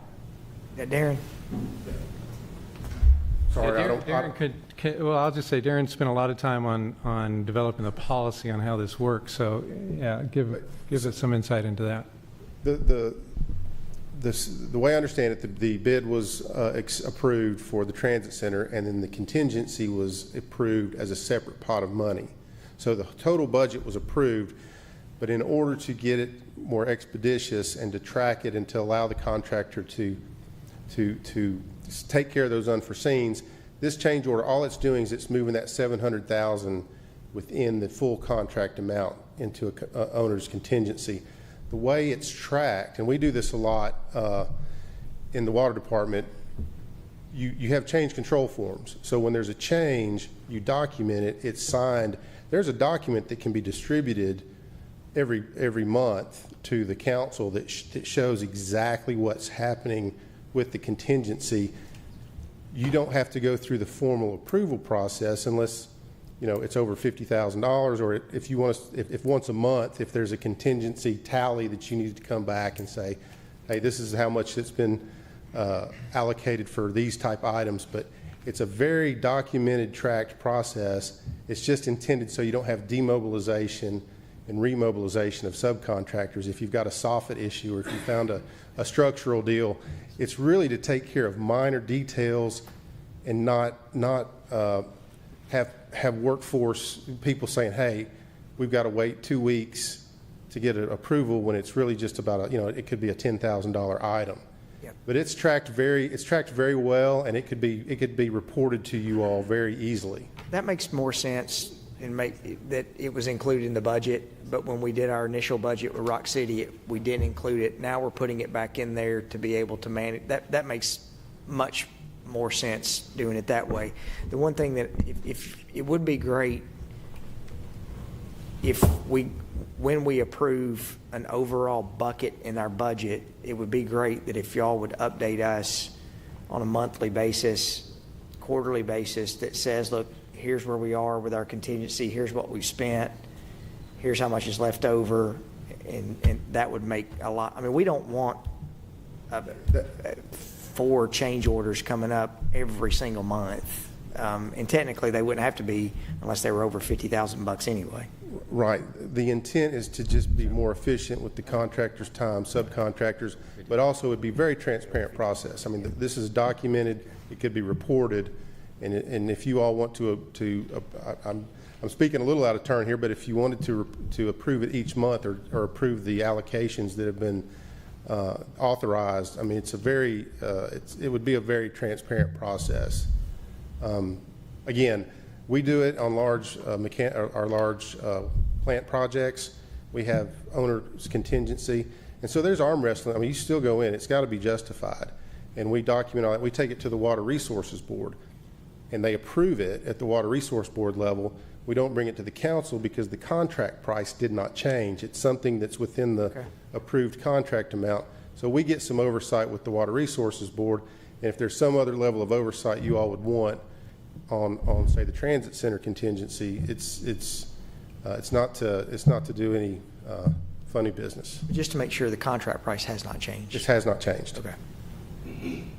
And if I can share a different example, there was an owner contingency in the skate park contract, but it was built into the contract price where I'm not going to get the numbers exactly right, but the bid price was around $840,000. And then there's an owner, but the contract sum is about $880-some thousand, and that $43,000 difference is the owner contingency, that the contractor is not entitled to that additional $43,000 unless that, there is something that comes up, an unforeseen circumstances that is approved by the city, by the project managers, and is done as part of a change order or change directive. In that instance, because the owner's contingency is not over $50,000, the change order wouldn't necessarily have to come to city council. Obviously, if it went above that, it would. Makes more sense. This is really not a change order. This is really a contract revision. We're not doing it. We're not rebudgeting the contract. That makes more sense. Should have said that, Jamie. You're the lawyer sitting up here. I still think it's good practice that, I get it, it's for speed and efficiency, but I still think we owe it to the taxpayers to have line of sight, even if it's a monthly, hey, here's what we've executed out of this and here's why. I get it. Yeah, at least we know. That can be easily done. Yeah, I'd like to see it once a month. I think that's a good. I don't think anything nefarious is going on. Yeah, sure. You just want to stay on top of it. I get it. Yeah, it's It's something that Scott can report on and put it in. We like our asphalt purchase reports. I know sometimes it's not really an action item. We're showing you what the purchase amount of various asphalt is that we use throughout the month. We can do, I think, should be able to do a report on your consent agenda. I'll move for approval with a monthly update. I'll second the motion. Motion is second. Please call the roll. Ms. Saberwater? Aye. Ms. Gels Harris? Aye. Mr. Maxwell? Aye. Vice Mayor Shacklet? Aye. Mr. Wade? Mr. Wright? Aye. Mayor McFarland? Aye. All right, we have low voltage cabling work order at 316 Robert Rose. Yes, sir, Mayor. Thank you, City Council members, for the opportunity to present this to you tonight. This is considering a work order to install low voltage cabling at 316 Robert Rose. The work order is with LandLink Communications in the amount of $83,459. And I'm available for questions if you have any. Is there an owner's contingency in this? No, there is an owner's Move contingency. for approval. We're getting a change order on this. Second. Motion is second. Please call the roll. Ms. Saberwater? Aye. Ms. Gels Harris? Aye. Mr. Maxwell? Aye. Vice Mayor Shacklet? Aye. Mr. Wade? Mr. Wright? Aye. Mayor McFarland? Aye. Any beer permits? We have one for an ownership and name change for a grocery market located at 1604 Memorial Boulevard. The applicant has met requirements for a permit and is recommended for approval pending final building and codes inspections. So moved. Second. Motion is second. Please call the roll. Ms. Saberwater? Aye. Ms. Gels Harris? Aye. Mr. Maxwell? Aye. Vice Mayor Shacklet? Aye. Mr. Wade? Mr. Wright? Aye. Mayor McFarland? Aye. No statements? No, sir. Okay. Any other business from staff? Any other business from council? I loved your interview on WKRN, Jamie. It was outstanding Thank about you, Mr. Trader Maxwell. Joe's. I appreciate that. You were just on point and on camera. It was a beautiful interview. And on behalf of the council, I just want to thank the Murfreesboro Police Department, the fire department, the roads, the streets, everything. We've been on TV and people were saying they wish they lived in Murfreesboro because they really gave compliments to Murfreesboro on how we cleaned the streets, how we took up our garbage, because there are places that garbage was just stacked up, but these solid waste, I don't want to miss anybody, just all the employees that really went over and beyond, because we made the news. They kept saying, comparing us to all these other cities, that we were excellent. That's right. So I want to just pass that thank you along to the various departments, water department too. Hey, council, I want to remind everyone, it was postponed from last weekend. I know this because I have shown up twice because I've had the wrong date, but the NAACP Martin Luther King breakfast is this Saturday at 9 o'clock. I won't be there. I'm going to be in Nashville coaching a 5th grade basketball team. But That's you. it's at 9 o'clock at the James Union Building, so it's always a good event. And then you also have the Jerry Anderson Award, where they're going to be recognizing local emergency service provider at the same time. So, Hey, Shane, before we get out here, something just popped into my mind. I know Jamie's amazed that something like popped into my mind, but it's a serious question. I thought it was just air. No, it's really for Darren. In all seriousness, with the bad weather that we've had, and residents are having to drip their faucets for hours on end, day after day, day after day, day after day. Is there any recourse for them? Because, they would expect, in theory, a higher water bill this month because they've been dripping them. I'm just kind of curious. Do we ever look at that? When a resident says, hey, I had to run my faucets so I wouldn't bust a pipe. We've got, and it has to do with summer sewer credit, and if I went through the math on this, it still confuses me after 12 years. But we do have, if somebody's bill is above average or above normal, and they can demonstrate, well, this really, we would look at that. Okay. If there's some, we have a process by which somebody can apply to at least eliminate the sewer component off of their water bill. The water, we don't have as much flexibility because they are using the water even though it's being dripped, and obviously most of this is going down the sink, and into the sewer. But I think we could get creative with folks if they really had an issue. Okay. One thing I did learn that I didn't know we've done, and this is after 18 years at the department, we actually go, when we have a big freeze, our water meter guys go up to the square and they stuff insulation into all the water meters boxes up on the downtown area to insulate them from the cold. So we only had about 15 water meters kind of freeze up or bust during this event, and a lot of that had to do with these guys getting out there to stuff insulation. I thought that was kind of neat. Didn't know they did that. Didn't know. And the social media team, Mike and his team, have really been pushing out that if you see potholes, please notify the city. I mean, every time we have one of these events, we think our street department works really hard during the event, but they work even harder fixing potholes throughout our city. Raymond gave me a little report. I just want to pass this along because it's a unique situation to go from something that was that cold for that duration and then to go into a rain event that we've just had the last 3 or 4 days.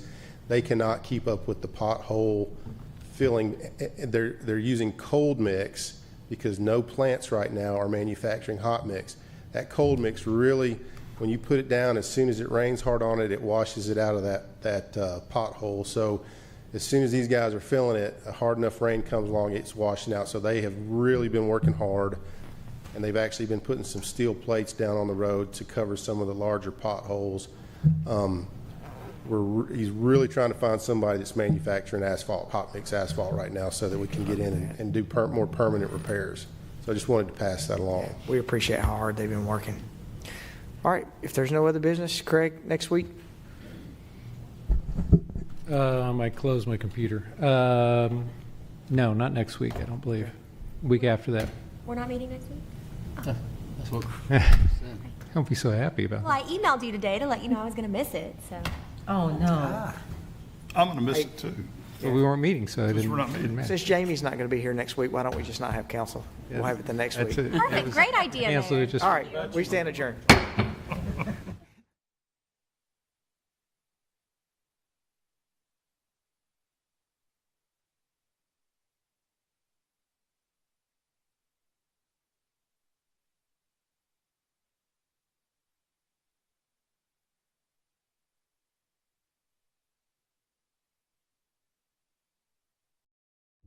Here are the road projects that are underway and upcoming inside Murfreesboro as of February 2024. These projects are currently underway. New Salem Highway widening Phase 2.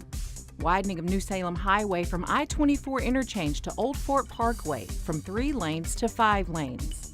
Completion spring 2024. Beasy Road River Rock Boulevard connector. Construct a bridge over Stones River which will connect Beasy Road to River Rock Boulevard. It will be a 3-lane curb and gutter roadway with sidewalks and multi-use path. Completion summer 2024. McKnight Park Access Road. Construction of an access road into McKnight Park. The design will extend the current access road behind Panda Express approximately 200 feet to the north and 100 feet to the east, making a connection within McKnight Park. Completion summer 2024. Medical Center Parkway Phase 1. Widen Medical Center Parkway from a 4-lane section to a 6-lane section from I-24 to Thompson Lane. Completion summer 2024. Butler Drive realignment. Realign Butler Drive approximately 600 feet to the west to tie into Joe B. Jackson Parkway. It will be a 3-lane curb and gutter section with sidewalk. Completion January 2025. These projects have 2024 start dates. Memorial Boulevard traffic signal improvements. Traffic signal system upgrade along Memorial Boulevard from St. Clair Drive to Thompson Lane. This technology will integrate with the TDOT I-24 Smart Corridor technology. Estimated construction start spring 2024. Rutherford Boulevard adaptive signal control technology. Installing adaptive signal control technology along Rutherford Boulevard and Northfield Boulevard. Estimated construction start summer 2024. Bradyville Pike widening. Widen existing 2-lane road from Southeast Broad Street to South Rutherford Boulevard to 3 lanes with bike lanes and transit shelters. Estimated construction start fall 2024. Cherry Lane Phase 2. Construct a 5-lane road with curb, gutter, sidewalks, and multi-use path from the west end of Siegel Park to Sulphur Springs Road. Estimated construction start winter 2024. Cherry Lane Phase 3. Construct a 5-lane road with curb, gutter, sidewalks, and multi-use path from Sulphur Springs Road to Northwest Broad Street. Estimated construction start winter 2024. Rutherford Boulevard Extension. Connection of Rutherford Boulevard to Warrior Drive, including a bridge over I-24. Estimated construction start winter 2024. Rucker Lane Phase 2. Rebuild Rucker Lane from State Route 96 to just north of Muirwood Boulevard to a 3-lane roadway with curb, gutter, and sidewalks. Estimated construction start 2024. Medical Center Parkway Phase 2. Widen Medical Center Parkway from a 4-lane section to a 6-lane section from Thompson Lane, approximately 0.85 miles to the east. Estimated construction start end of 2024. Medical Center Parkway Phase 3. Restripe and repave Medical Center Parkway from the Fountains to Broad Street. It will also include double left turn lanes and double right turn lanes at the Broad Street intersection. Estimated construction start after Phase 2 completion. These projects have 2025 start dates. Rutherford Boulevard, Broad Street intersection. Provide additional turn lanes on all approaches intersecting major arterials. Estimated construction start 2025. St. Andrews Drive widening. Improve 4,800 feet of roadway from New Salem Highway to Veterans Parkway to a 3-lane section with curb, gutter, and sidewalks. Estimated construction start 2025. Visit www.murfreesborotn.gov/public infrastructure projects for the entire list of projects. You can also access the project map by visiting the city's website and clicking on the link at the bottom of the page.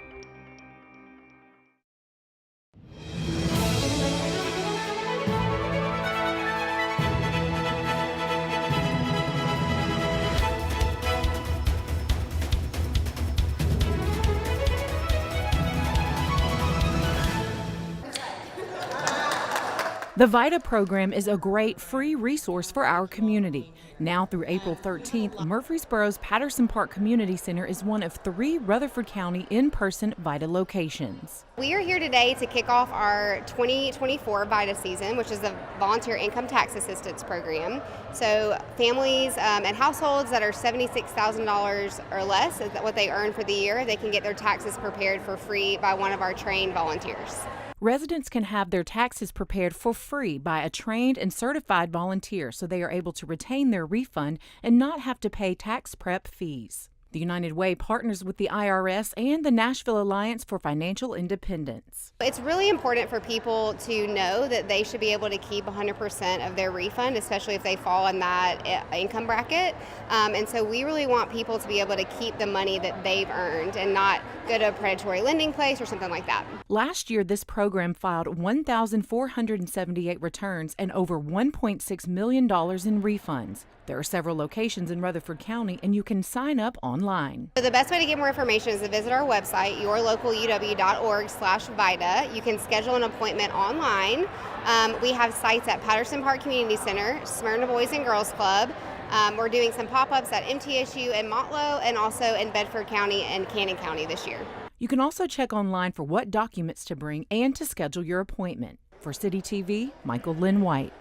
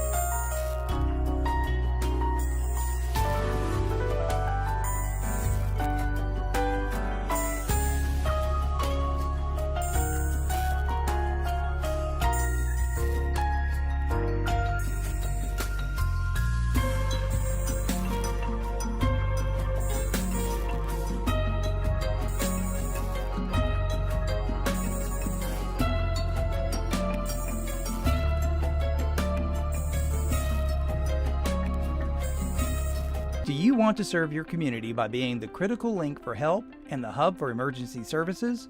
We are currently hiring an entry level to become a 911 professional on a great team in a growing city that empowers you to make a difference.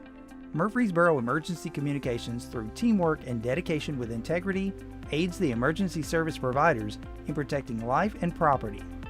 Applicants must be at least 18 years of age, have a high school diploma or GED equivalent, and have the ability to work different assigned shifts and different days off that are subject to change based on staffing needs.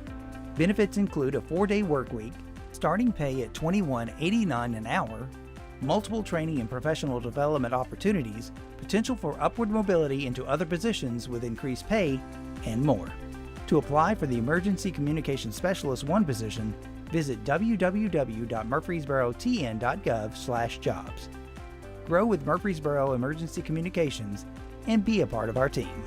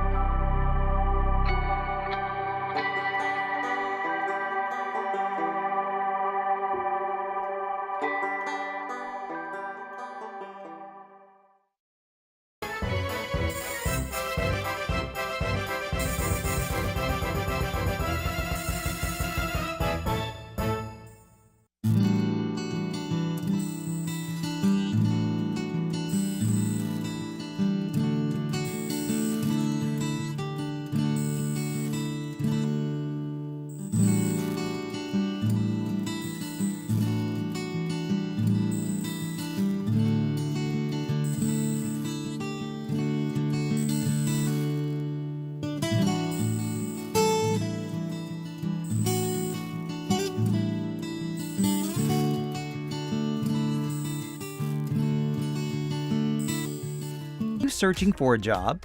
Have you searched everywhere for that perfect job that's right for you? Well, your search may be over. Go to murfreesborotn.gov and click on Jobs. The City of Murfreesboro has a wide variety of jobs available: full-time, part-time, and seasonal positions.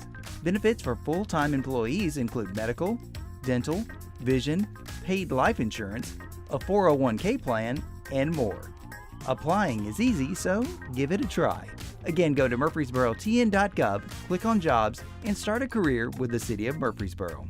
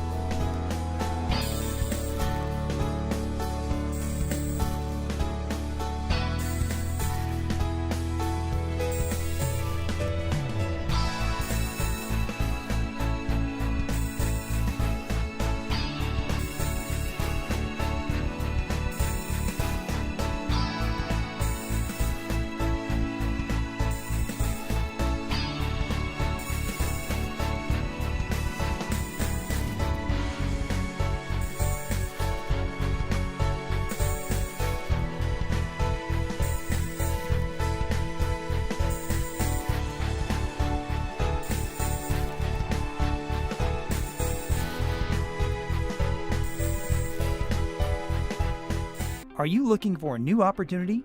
Murfreesboro Emergency Communications is hiring. We are currently recruiting experienced 911 professionals to come join a great team in a growing city that empowers you to make a difference. This is not an entry-level position. Applicants must have a minimum of 8 months of experience as a public safety telecommunicator working in a public safety answering point to be eligible to apply. Also, EMD and CPR certifications are preferred. Benefits include over $24 an hour, with some candidates qualifying for experience pay up to over $27 an hour, a 4-day work week, potential for upward mobility into other positions and increased pay, and more. To apply for this position, visit www.murfreesborotn.gov/jobs. Grow with Murfreesboro Emergency Communications and be a part of our team.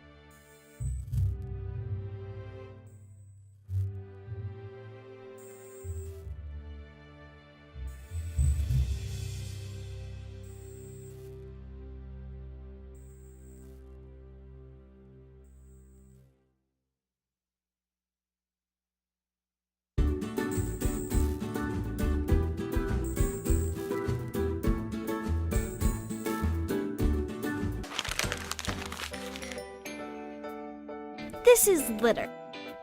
It does not belong here. It belongs here. Or here. Can you imagine what happens if we don't pick up litter? It will grow and grow and grow until it covers everything. Yuck! So everyone, let's do our part to make sure our city is litter-free. Now that's better. Don't litter, it's that simple.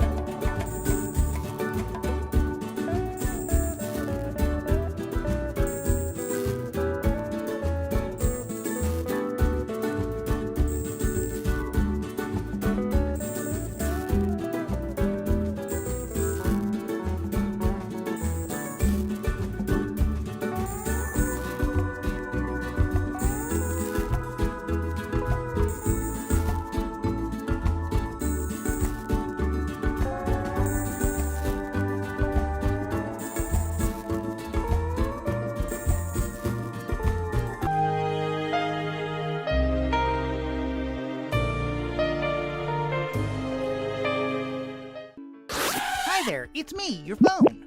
Look, I know you have a lot of apps on here, but here's one you gotta get.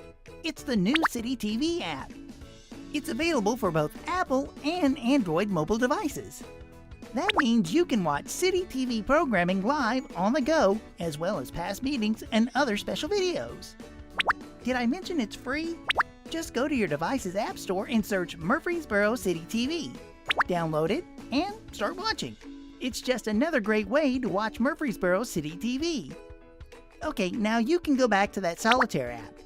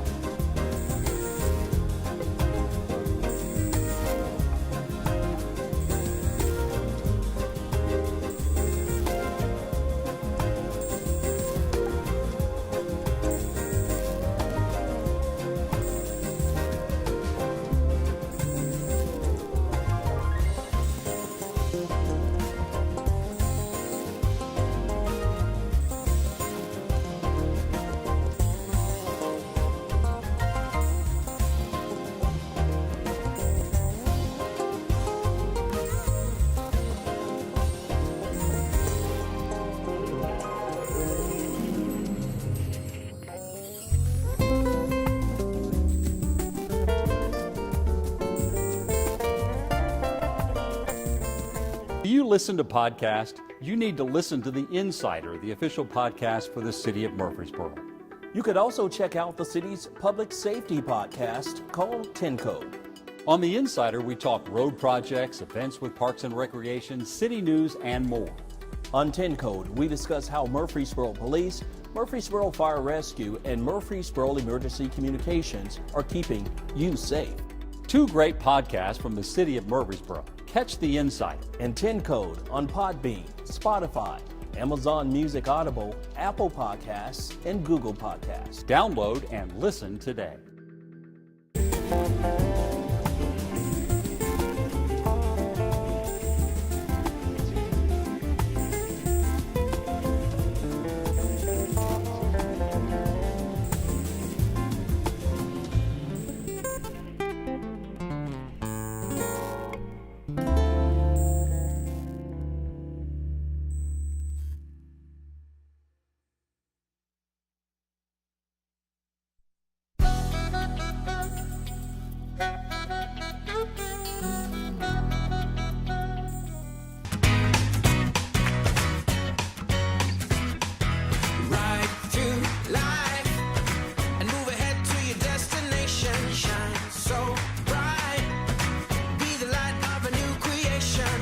Welcome to Rutherford.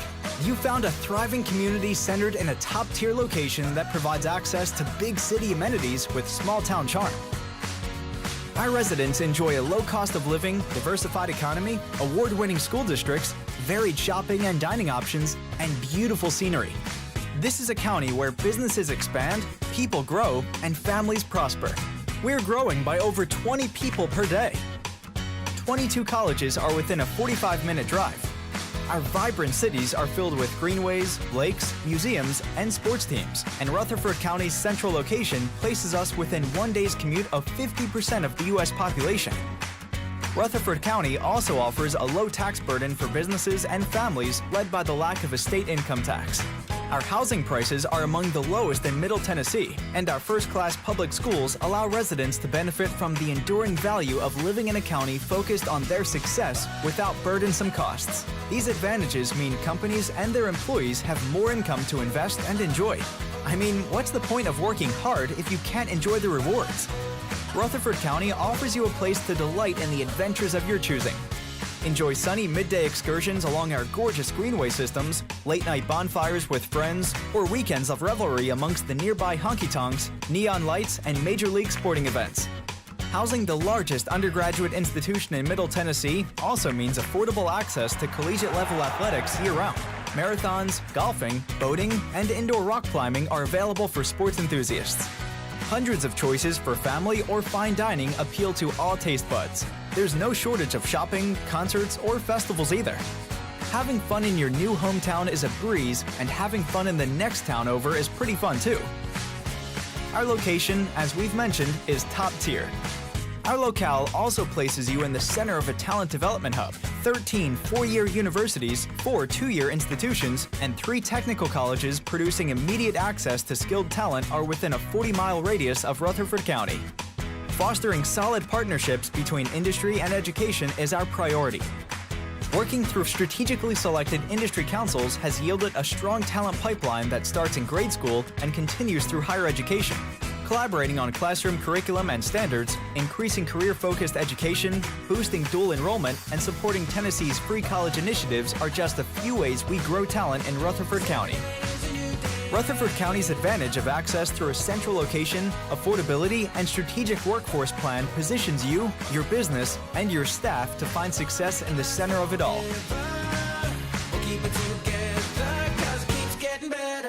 Rutherford works. Now, let's work together.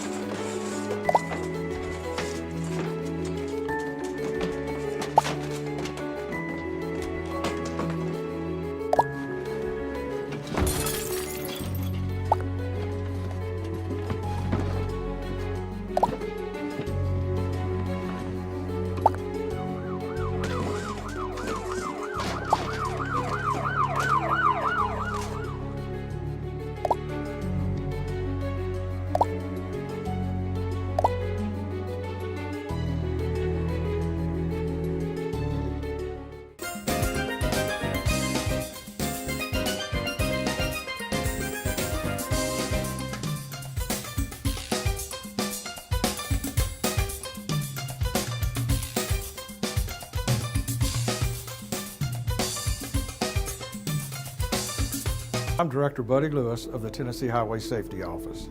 Today I'm here with Colonel Matt Perry of the Tennessee Highway Patrol. Tennessee traffic fatalities are on the rise and we need your help. Speeding and reckless driving have dramatically increased statewide. The Tennessee Highway Safety Office is partnering with THP and local law enforcement to prevent future crashes, injuries, and fatalities. Speeding drivers are almost 3 times more likely to be involved in fatal or serious injury crashes. Speeding lowers your reaction time, increases the risk of losing control of your vehicle, reduces the effectiveness of your occupant protection equipment, and threatens the safety of everyone around you. All we ask is for voluntary compliance. Speed is a contributing factor in approximately 15% of all traffic fatalities in Tennessee. From 2019 to 2021, there were over 22,000 speeding-related crashes in Tennessee. During the Slow Down Tennessee campaign, you will notice an increased presence of troopers statewide. Speed enforcement is a primary duty of the Tennessee Highway Patrol. We are asking everyone to slow down and focus on their driving. The most difficult part of our job is notifying someone's family of the loss of a loved one. However, you can help us prevent a future tragedy by obeying the law. If you see someone driving unsafe, please call one of our dispatch centers by dialing star THP. That is star 847 from your cell phone. We want everyone to make it home safely. Let's be considerate of all roadway users. Obey the traffic laws, buckle up, pay attention, never drink and drive, and slow down, Tennessee.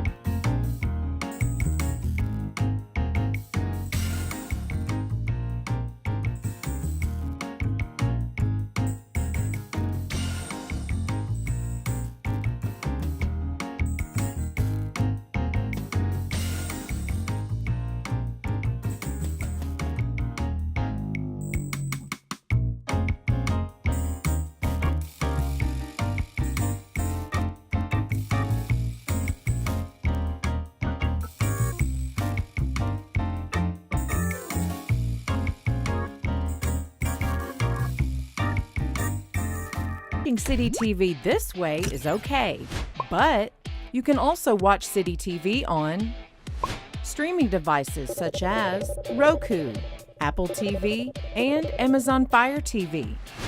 You can also watch City TV on social media sites such as the city's website, Facebook, and YouTube. Murfreesboro City TV, at home, in the office, or on the go. It's television that's just for you.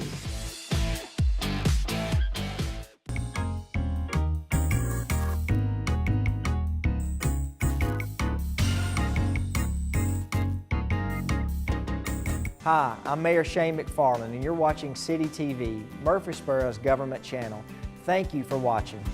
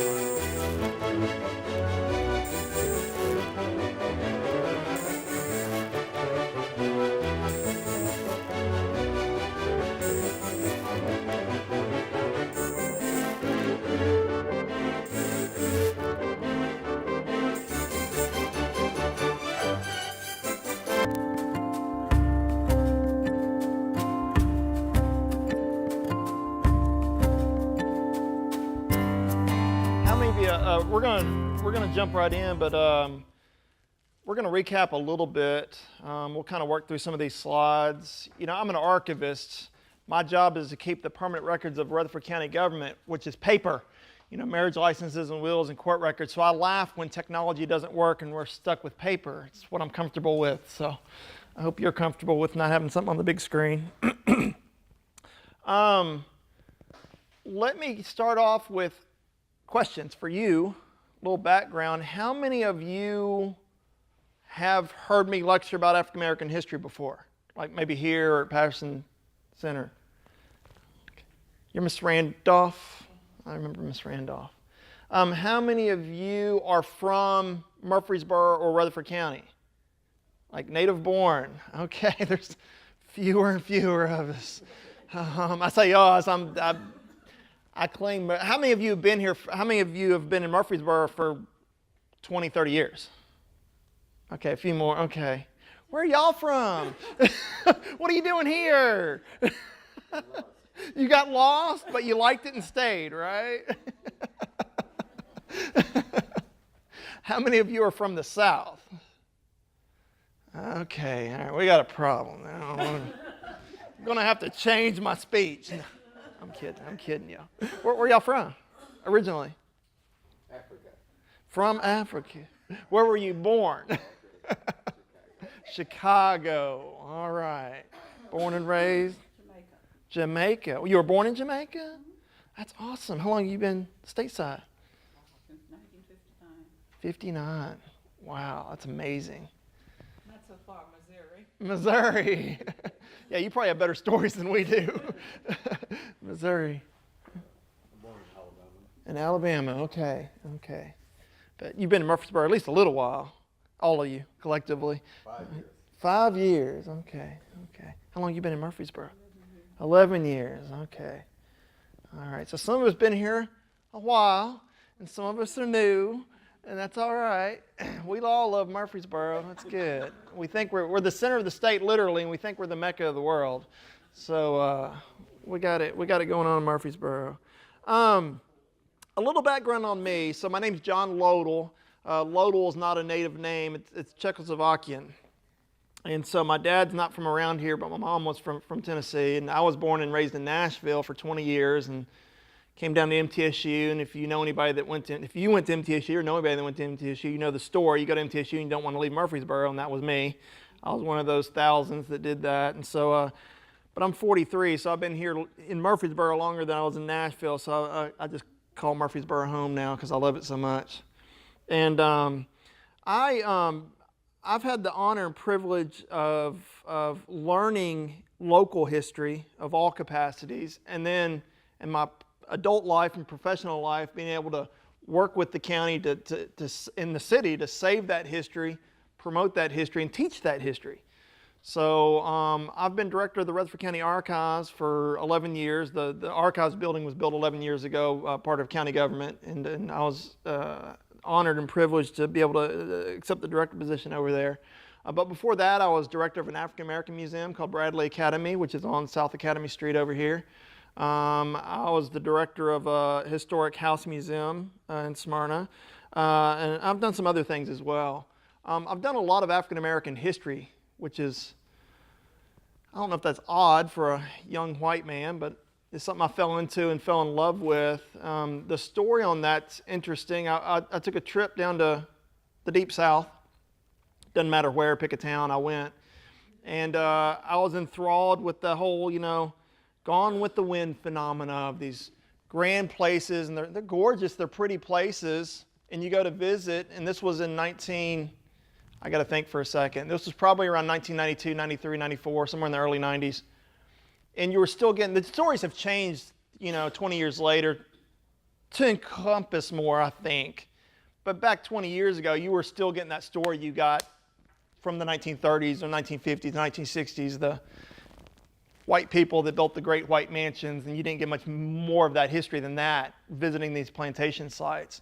And I was one of those young people that started saying, well, who built the house? Why were they here to build that house? And who worked the fields? And where's their story? Where's the story of the enslaved people that did the work, that built these places? And you weren't getting it.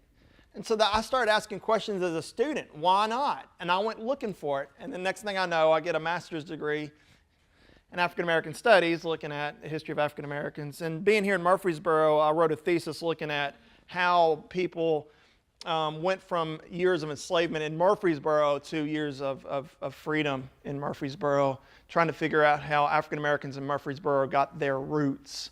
You know, where did the churches start? Where did the schools start? What is that story that's not being told? And so that's been kind of my life journey.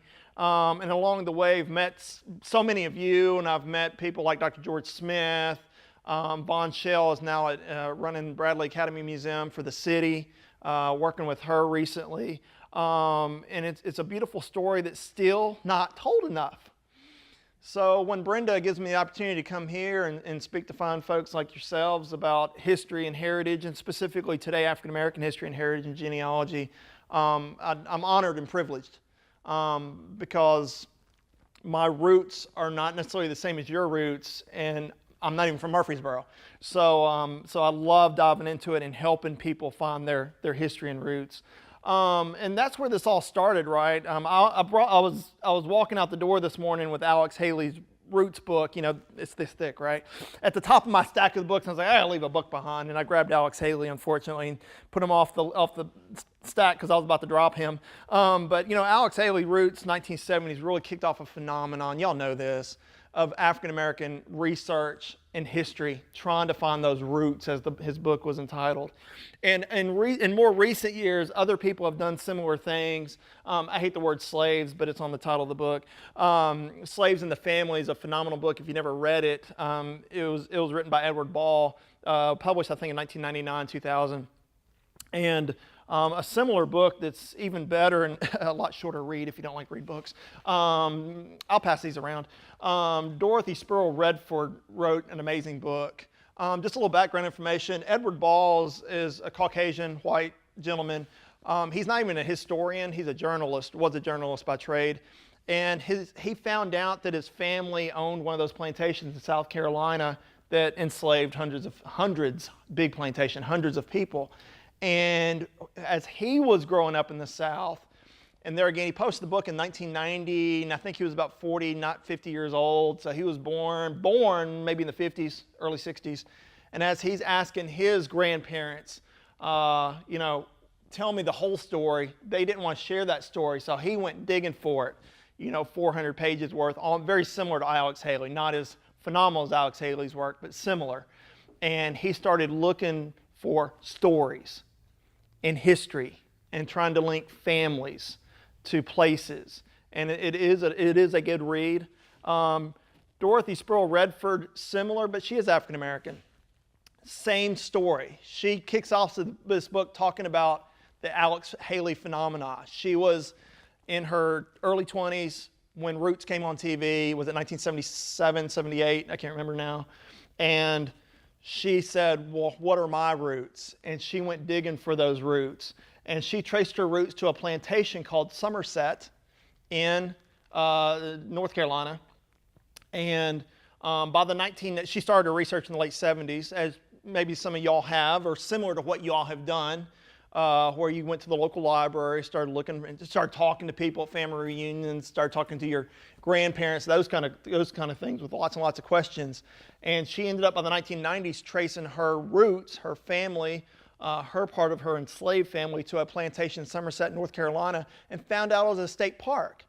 And the historic house was still there. They were doing no African-American interpretation at the site. It was run by the state. And they were doing no African-American interpretation. And she went in and asked, why not? And she asked the governor of the state, why not? And so she decided to host a family reunion there, white-black family reunion at Somerset State Park, not National, State Park, in the 90s. Alex Haley was invited and showed up. She invited the governor. She invited several bigwigs of the time, plus 200-300 family members that could trace their roots back to that plantation, white and black. It was mostly African-American reunion, but it was white and black. And she ended up becoming the director of that site and started doing African-American interpretation at that site to give the full story, the whole story. And so it's an amazing book about her journey into history, in her history. I'll pass these two books around if you're interested in those. Really good books. You can find both of them at the local library, I believe. So where do we begin? You know, like I said, I've done this lecture here once or twice in terms of just, I've done general genealogy, where do you find your family history kind of lectures, as well as I've done one, maybe two specific African American kind of lectures. So today's lecture, I'm kind of talking more about advanced research. Some of y'all are not from here. The county archives, I only keep Rutherford County records. So, you know, if you're not from here, I'm not going to have, you know, marriages and wills and birth records and death records for your family if they're not from here.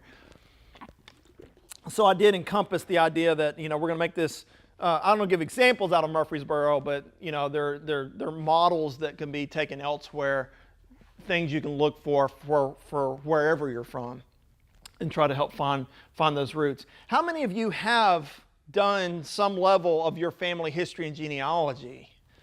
Okay, a lot of you. Okay, I'm glad this is the advanced course then. We don't need to start at the beginning.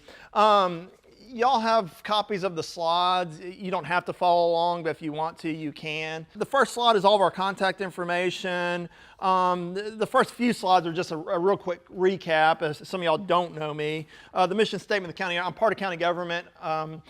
We keep, like I said, all the records of county government. On slide 3, you'll see some of those things: birth records, death records, marriage records, cemetery records, court records, property records, wills, things you're going to find at a typical archive of whatever level at the county or the state, National Archives even, etc. Slide 3 gets in a little more, you know, African American history and heritage. Advanced Research 101 is what I called it. So when you started most of you have done genealogy to some level. I'm sure some of y'all have done a lot, maybe done it all, you think, and some of you are just starting, whatever.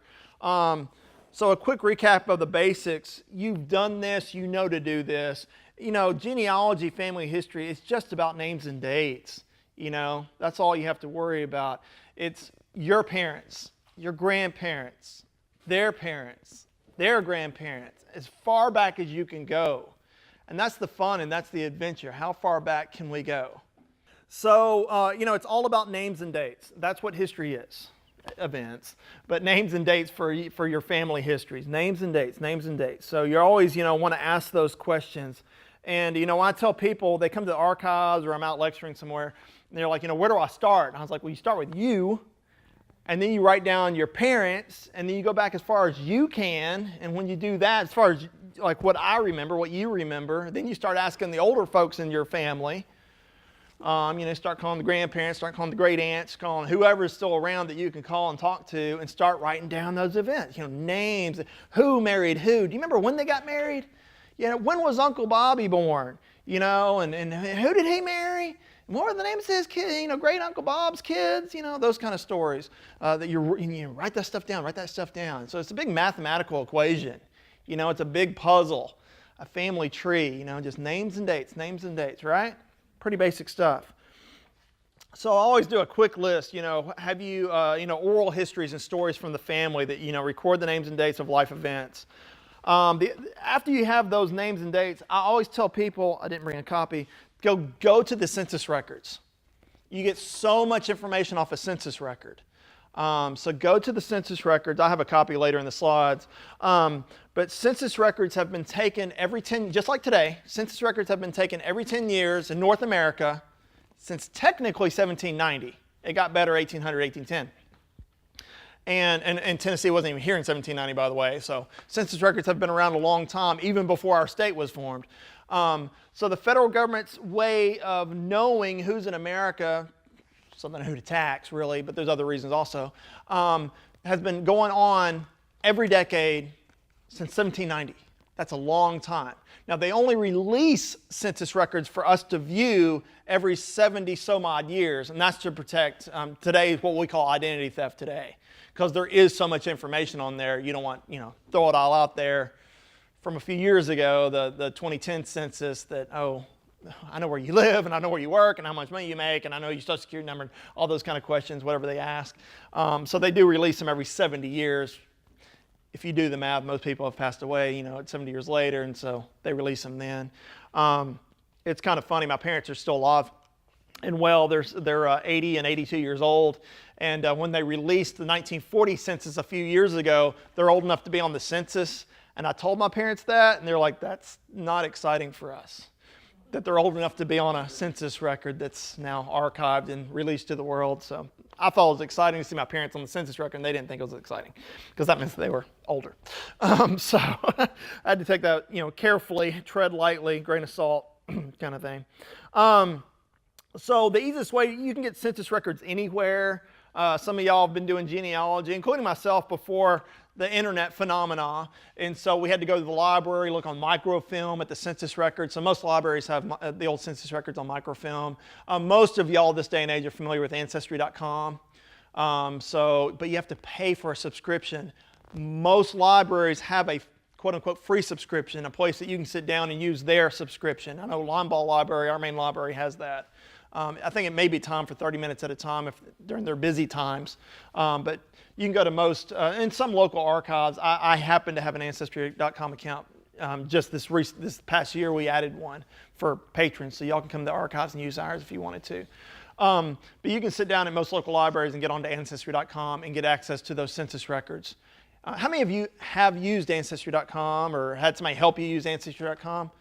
Okay, not many. Okay, phenomenal resource. I mean, they have well beyond census records this day and age, but that's where they started out with their business, is releasing those census records. So they're at our fingertips, on our computers. If you don't want to pay a subscription, if you're not close to a local library or don't want to visit the local library, you can. I listed it on there on that slide, a quick recap slide. FamilySearch.org is a free online resource. FamilySearch.org, not a lot of people have heard about it. It's run by the Mormon Church, but it's a free resource. You can get on and look at the census records. There is a slight difference. You can get on and see the transcript of the census record, and that means it's the original census record that somebody has typed out. You don't get to see the original document, but it gets you pretty close, and it's free. And there's other things on there also. It's actually a pretty good, useful tool, online tool, FamilySearch.org, and it's on your slides. FamilySearch.org. Other things, once you get past the basics of names and dates and talking to your folks and looking at census records, then you get into, a little more complicated records, birth and death records if you can find them, obituaries. Family Bible records are usually phenomenal. So, start asking people in your family, like, do we have a family Bible? Because every Bible back in the day, not so much today, but every Bible back in the day had some middle pages, sometimes at the front of the book or sometimes at the back of the Bible, where you could record life events, birth, death, and marriage. Some of y'all have seen those before in your family Bibles from back in the day. So that's where they used to record vital information, was in the family Bible. You open it up and you list, when somebody was born or somebody passed away or somebody got married, those life events. So family Bibles can be very important, rich information. Cemetery records are a good source, something we don't think about because it's kind of morbid. But families tend to be, grouped together into family burial places, both at big city cemeteries, but also on the old family farms or old family places. So cemetery records can sometimes be good resources. Sometimes you'll find a cemetery and you're like, well, that's grandma and grandpa. Who are those three people beside them? They got to be related. You start asking those questions and dig into more. Cemetery records online, there's a great website called Find a Grave. And there again, sounds weird, Find a Grave, but findagrave.com is a more recent, in the past few years, online resource where people from the community, anybody can upload information. A lot of people are going into the cemeteries, taking pictures of cemetery tombstones and uploading those onto the Find a Grave website all across the nation. And so you can get in there and you can search by name, you can search by name of a cemetery, you can search by a city, location. You can type in Murfreesboro. I can't remember if you can go to the city level or just the county level, but either Rutherford County or Murfreesboro, and it'll list all the cemeteries that people have uploaded. Now, it's not a catch-all. Somebody has to upload it. So some of these smaller rural cemeteries haven't been done yet unless somebody goes out to do it. But that is becoming more phenomenal, a good online resource. And in just the past few years, that's taken off. And it's just, a lot of it is a picture of a tombstone with information off the tombstone, but as people know their histories, they're uploading that onto Find a Grave. So sometimes you'll have other information like, well, this is the tombstone for Bob Smith, born 1854, died 1904, and then somebody has gone in and uploaded, well, he was married to this person and their kids were these people, and so it can become a good genealogical resource. Of course, you always got to check the facts. Obituaries are always good resources. Some of the newspaper obituaries are finding their way online. If you know where your people passed away, especially in more recent years, past 30, 40, 50 years, and can find the local funeral homes. A lot of times they'll put their obituaries online and leave them online for decades. So obituaries can be good sources of information as you can find them. Sources from the library, other things to think about. So as we broaden out and think wider and think broader, you know, I always tell people doing genealogy, don't forget to just look on the history shelves of the library. Like our library has a little history section. The library in Smyrna has a little history section. Go look at those local history books on Rutherford County history and Murfreesboro history that have been written recently and then all the way back. And look in the indexes of the books to see if, you know, your family's mentioned, your family name's mentioned, some connection to your family's mentioned. You never know. There's a good possibility. It may not happen, but it's worth a look. So I always tell people to check the indexes of general history books, wherever your people are from. They're from Rutherford County, go look at those Rutherford County history books. Just look in the back, see if they're mentioned at all, if the family's mentioned or something like that. A lot of places have local historical societies. A lot of those local historical societies put stuff on the internet. Or maybe they don't put a lot on the internet, but they have published books recently or in the past. So using our county, for example, our Rutherford County Historical Society has been around since the 1970s, early 70s, and they used to do a series of publications. I didn't bring any, unfortunately, but they used to do a series of publications of local histories. And it may be the history of, you know, this small town in Rutherford County or that small town, like history of Christiana, history of Leanna, history of Sulphur Springs, whatever. And so some of those histories, although the majority of members of the Historical Society are Caucasian, there are African American members, or some of these articles written would encompass all the history.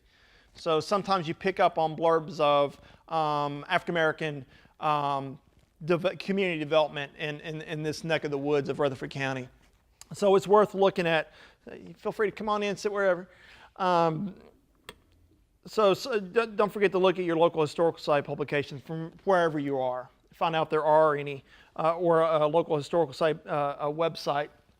I got to put a plug in for Rutherford County. We now have the African American Heritage, I'm going to get the name wrong, African American Heritage Association. Is anybody a member of the? Okay, good. Did I get the name right? Rutherford County African American Heritage Association. Society. So they started it up just a few years ago, and Mary Watkins and George Smith and some of you others. Okay, good. And a phenomenal group, and I know y'all have been doing a lot of church histories, cemetery hunting, as we call it, and general histories and genealogy write-ups. So good resource. So check your local societies and resources. Go looking at the libraries or archives or historical societies for community histories, church histories, published family histories. People in recent years in Rutherford County through the society have been doing their family genealogies. This gentleman put together a history of the Cheers and Puckett Smith and Woods family into a beautiful publication. He was doing this for African American Reunion here a couple of years ago, and graciously gave me a copy to archive at the county archive. So we have this available for anybody, you know, doing that family genealogy in this county. Now we have another resource. Mary Watkins has done a lot of, if you know Miss Mary, has done a lot of these for her family and others that we're starting to archive, but you can also find them available elsewhere. So you never know if these are going to be out there. Sometimes you don't know until you go ask the librarian, the archivist, the historical societies, if these things are around. I know Pass That Around is a great example. I didn't bring one of Miss Mary's. Hers are phenomenal too. So published family histories. Our Lombard Library in the history room has a section of books that were just donated, different family histories. So these things do exist up there. Different things you're going to find on microfilm. Most of us are gravitating toward Ancestry.com and using the computer and online resources, but don't forget the old microfilm is still there. And things you would find on microfilm are newspapers with obituaries, the census records if you wanted to look at them in their original form. Sometimes you'll find military records on there. So microfilm can still be a wealth of information that as we move more forward into the digital age, we neglect and forget about. But our library up here in the history room has a huge slew of microfilm still for your use. And if you don't know how to use a microfilm machine, don't worry, librarian will show you. Newspaper collections, picture collections. So different things to look for. Then you get into what I call the more advanced archival records. The things that you're scared of at first because you don't know what to ask for or what to look for. But as you get into the archives, we're going to get beyond just the basics. You know to look at census records now. You know to look for marriage records and maybe birth and death records. But what other resources can we dig into? Because family genealogy, your history, is name, dates, and events. And where can we get more information on that? If nobody in your family left a diary or nobody in your family wrote a book about your family history, where can you find other resources for information? And the government today, 150 years ago, is all about documenting things. If you want to get married, you have to get a governmental marriage license. If you have somebody born in your family, you have to go get, or you are given, a birth certificate. If somebody passes away, you are given a death certificate. If there's any altercation in your family, usually you go to court. That can be mild altercations, it can be major altercations. What we see a lot of historically, but also contemporarily, is somebody passes away and the family fights over land. We see a lot of that. Today, we see it from the 1800s in the records of the archives. But through that, you can find a lot of genealogical information, because if a family goes fighting over a piece of property, well, the court has to figure out who the true heirs are. And a lot of times they'll get into, list all the heirs of this deceased person. So say a man passes away and he has 10 kids. And he didn't leave a will, or maybe he didn't stipulate who gets his land when he died, and the kids start fighting over it. Or what I see more of, the cousins start fighting over a piece of land. I've seen that a lot. Why are you laughing? But I've seen a lot of that recently. I don't know where to go with that. In local African American history, there was less documentation in the late 1800s for African Americans coming out of slavery. I think some of y'all know what I'm talking about. And so there's not always a deed recorded at the deeds office from an African American transaction of land in the 1870s. For whatever reason, you can pick a dozen reasons. So what I've dealt with recently today is a piece of property that's been in an African American family since we think the 1870s or 80s, and there's no deed for it. Great aunt, who lived on the land since she was born 100 years ago, has passed away. She didn't have kids, but she had, 50 great nieces and nephews or something. And so now they're trying to figure out who owns the land. It's been in the family for 150 years or whatever. The person that lived on it most recently paying taxes has passed away, and they didn't have any direct heirs, children, or spouses still alive or whatever. And it has to go to the other heirs, being nieces, nephews, great nieces, great nephews, whoever. And they got to figure out who owns the land, and we can't find a deed for it. So I've done several of these in the past few years, and it's amazing that how important our 1800s records are in 2017 to try to document ownership of land. That's just one small example, ownership of land. When a deed doesn't exist because it wasn't recorded in the 1870s. And we go to look at census records to figure out who the heirs are. We go look at tax records that I do have from the 1800s, showing who paid the property taxes every year, those kind of things. So those are the kind of more advanced records that you as a citizen, have the right to look at. This county, wherever you're from county. So wills and probate files, will books and will records, probate books, probate records, marriage licenses, birth and death register books. These are all things you're not going to find on the internet. These are things that I have in my archive, and I've seen at other archives that are not on the internet. So there are a lot more resources out there than are on the internet. I think it's the young people today, the younger generation, think that everything's on the internet. No, it's not.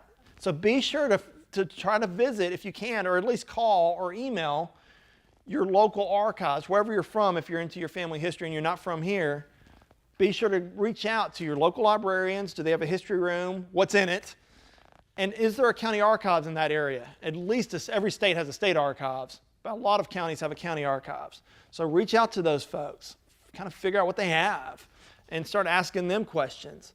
I've done the basics. I've been through the census records. What else do you have? What else can I look for? We here in this county, we have a beautiful collection of Chancery Court and Circuit Court loose files going all the way back to the mid-1800s. So we abstract a lot of genealogy out of these Chancery Court files, as we call them. Because a lot of people went to for the reasons I just mentioned, a lot of people went to court historically, just like we do today, over small disputes. And in these case files can be packed full of genealogy as the courts are trying to figure out who is who. And they'll start listing the children and where they live and how old they are and who their kids are. And all of a sudden you'll get an old court file that's just full of information that you wouldn't have thought to look at. So you can find fun. And I'm going to give stories here in a little while of things that we've discovered. If you go to the next slide, Analyzing and Understanding the Records is the title of this slide. So there, I started just throwing some records out there to kind of give you an example of what I'm talking about. The first one I threw up there is actually a death certificate. The gentleman's name from Murfreesboro was James Madison Manny. And if any of y'all are from here, know your local history, the White Manny family built Oakland's Historic House Museum, or owned Oakland's Historic House Museum. And a lot of the African-American Mannys were enslaved by the family right here, right where we are today. And so this particular gentleman follows that track. His name was James Madison Manny. He actually served in the Civil War as a body servant, but he was actually listed as a soldier. And after the war, he and his brother didn't leave the plantation, so to speak. The White family lost the plantation. They lost everything in the Civil War. By the 1884, they were in the courts under lawsuits and had to sell the entire plantation, somewhere in the ballpark of 1,000 acres, which is today Murfreesboro. Or Murfreesboro as we know it today.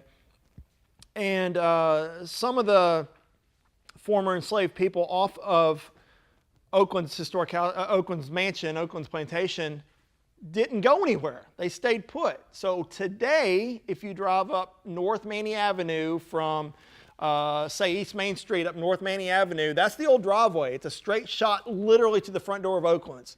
And off on the right and left, not right on that street, but one block this way, one block that way, you'll see historic African-American neighborhoods. Those people never went anywhere. Those are some of the former enslaved, some of the people. I mean, a lot of people have moved in and moved over the years, but some of those people, or their roots, never left Oakland's plantation. They're exactly where they were 150 years ago. James Madison Manny and his brother Albert were two of those folks.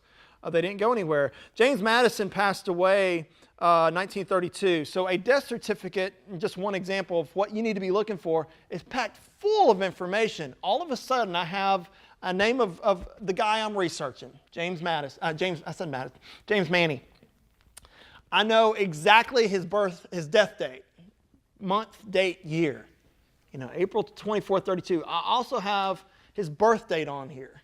I also have that he's married. So now I'm going to go look for his wife if I don't have it already. I can verify that he's African American because it tells me that. So it gives me race. It even tells me where he was buried, Evergreen Cemetery. So now I can go over to Evergreen, which, if you're not from here, is the big city cemetery right down the road here. So I can go to Evergreen Cemetery, look for his tombstone, make sure the dates on that correlate with the dates on here. They should. His wife, I would imagine, is buried right beside him. And I can see what other family's buried over there, if there's a connection to the people buried around him. He was buried by Preston Scales. If you're from here, you know the Scales family. If you're not from here, you probably still know the Scales family. One of our city councilors is a Scale. He was buried by the Scales family, Preston Scales, on a specific date in Murfreesboro, Tennessee. So records like this are packed full of information. A lot of times this one coincidentally is on Ancestry.com, but a lot of times these are not on the internet.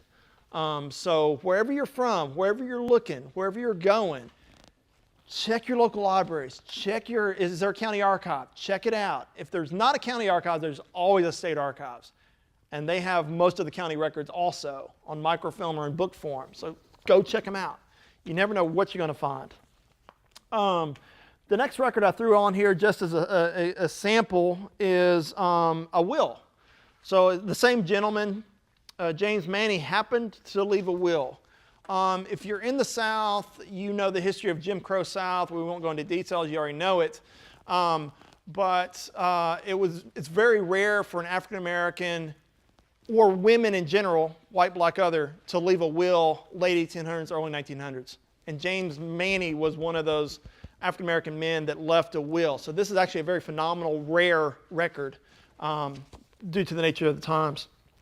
So James Manny spells out there, and so this is a sample. Some of y'all have seen wills as you've had to work through your family probate issues over the years, or just history research, family research. Some of you have not. So a will can be packed full of information. You know, usually it'll name the spouse, it'll name the kids. Sometimes you'll find a will, but maybe there wasn't a death certificate because it wasn't recorded or whatever, or you can't find it. So a will was going to give you some type of date on it. So you can get a rough idea when the person passed away, usually in the ballpark. So wills can be phenomenal resources that you're not going to find online. So packed full of information. The next example I threw on there is just a simple marriage certificate. In the state of Tennessee, Rutherford County included, historically, marriage certificates were kind of dull and boring. Artistically, they can be pretty. This one's not that pretty. As they got into the early 1900s, they got very artistic and pretty. But the Tennessee marriage licenses aren't packed with much information. If you go up north, if you go into New England, if you go into more historic towns that have been around longer, kept better records, then sometimes marriage records will be packed full of information. What I mean is this one right here, all it gives you is, this is James' brother, Albert. Eli January is another man. It was the witness for this wedding. So he went to the courthouse to get a marriage certificate like you would do today, and he had to have, back in the 1900s, had to have a witness to go with him. So Eli's another man. It probably would have been his best man, so to speak. But down here you can see that Albert Manny's requesting to be married to Amanda Rene, R-E-N-E. And Amanda and Albert are going to be married on the 15th of May, 1879. So a decade after the Civil War ended. And so that's all that we're provided here in the state of Tennessee and in Rutherford County. We do have the old marriage records for this county, going back all the way to 1804, believe it or not, when this county formed. We have a lot of African American marriage licenses. I'll explain why in a minute, from the late 1800s. But we don't get names of parents. We don't get where they got married. I mean, we know it's this county, but was it the courthouse? Was it somebody's backyard? Whatever. We don't get their ages. In our research, we can get race off of this, white or black. Those are the only choices in the South back then. I say that jokingly. It's sad, but it seems like our history in the South, especially Tennessee, is white and black. Were there other people here? Of course. But what we see in the Rutherford County Archives is if it's an African American person, the woman, they'll just list the name Amanda Green. But if it was a Caucasian person, a white woman, they'll say Miss Amanda Green. Reen. So it's kind of sad, but it also helps with history, research in history, because it will tell you real quick, is this an African American document or is this white folks that get married. So they segregated life, they segregated records. It's the way it was back then, unfortunately. But as a researcher, it aids the research. You're on the right track of the right people, usually. Anyway, I digress too much on that. The last example I give is a census record. Some of you are very familiar with these, and some of you have not studied these very much. And census records, as I mentioned before, have been taken every 10 years since 1790. And every year they do them, they get more and more information. So before the Civil War, really before 1860, they were really, really vague. It wasn't spelled out this clear. It would give you the name of the head of the household, and then it would tell you how many people were in the house. But it didn't even list the names of all the people. They were very, very vague way back when. By 1860, definitely 1870, and this is this is 1930, but by 1870 they were very similar to this, where they actually listed the names of everybody in the household. Also, it started to name what the relationship is. So it'll list, typically, sorry ladies, stereotypically man, woman, so head of the household, spouse, and then the children, and it will say father, it will say wife, it will say daughter, it will say son, related to the head of the household. Sometimes you'll see a mother-in-law. They'll put M-I-L, mother-in-law. Sometimes you'll see a sister of the husband or something like that living with them, whoever, a niece or a nephew is spelled out. So census records are packed full. There's so much information in these. That's why I tell people to ask your family for names and dates, and then go to the census record next, because this is packed full of information. Sometimes there'll be little children that don't live past a few years that have passed away, that the family doesn't know about or the family doesn't remember because of generations go forward, and they've neglected a little piece of history. And so sometimes you'll pick up names on this and be like, hey, who was that? What were they doing in the house? And maybe it's a small child that didn't live very long, or maybe it was a niece that lived with them for a little while that everybody forgot about or something like that. So you start asking questions like that. So it will tell you the occupation. Well, it tells where they were born, where their parents were born, how old they are, their race. It will tell you their occupation. So I think you get the point. So definitely worth studying your census record. How many of you have studied census records before in your search? Just curious. Okay. Love census records, packed full of information. You learn a lot from them. When dealing specifically, genealogy as a study is the same for everybody, I keep reiterating too much. It's names and dates and putting the puzzle back together. When you get into, in North America, when you get into African American heritage, you get into Native American heritage, it gets super tricky before the Civil War. Native Americans even worse after the Civil War, but African Americans, for obvious reasons, I think everything's obvious. Before the Civil War, enslaved people were, by the federal government, not seen as citizens. And so I threw together a list of items to be considered specific to African American research in North America. Some of this is obvious, some of this some of this you may not realize. If a person was born free or became free before the Civil War, the terminology used back then was quote unquote free person of color. And so what you're going to see in some records is that denomination, free person of color. Terminology we don't use anymore. However, in the 1800s and early 1900s, the race category on these census records was up to the person, the census taker. So the census taker is going around looking. The enumerator was the title of the person. The enumerator, it can be a local person, or it can be somebody the federal government sent down to a location like Murfreesboro, Tennessee, to record every household. And that person, usually almost always a man, sometimes knew the area, sometimes didn't know the area. He's knocking door to door. And it's up to that person to say, okay, this is a white family or this is an African American family. And it's also up to them to get the names right and the dates right. So census records are not 100% accurate, ever. The ages can be a little bit off. The races can be off sometimes, believe it or not. So you got to take these things with some grain of salt. Sometimes you'll find a family in the 1870 census, and then 10 years later in 1880, you find the same family because, there's the mom, there's the dad, all the children are still there. It's the same family, but the ages have only gone up like 5 years instead of 10. So you got to take things with a little bit of a grain of salt. And if you study the census, you know what I'm talking about.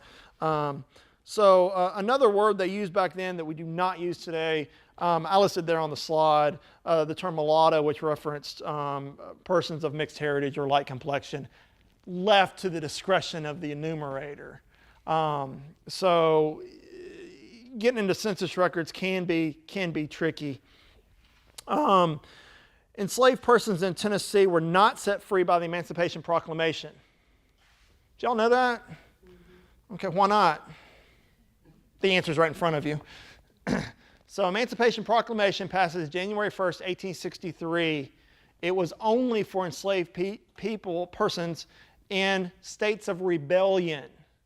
So Tennessee had already been occupied by the Northern Army, the Union Army, the Federal Army, and we were no longer considered a state of rebellion because the Union Army had taken over. The federal government had taken over and occupied Nashville.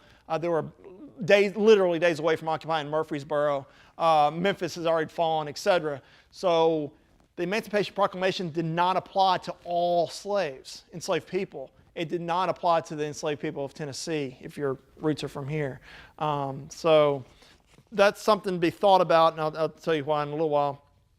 All previously enslaved persons, all former slaves, are set free in 1865 with the passing of the 13th Amendment to the Constitution. So everybody comes free in 1865. That is a phenomenal event and an important event for African American history and genealogy. The 14th Amendment granted citizenships to all former slaves as well. So everybody is a citizen, 1865.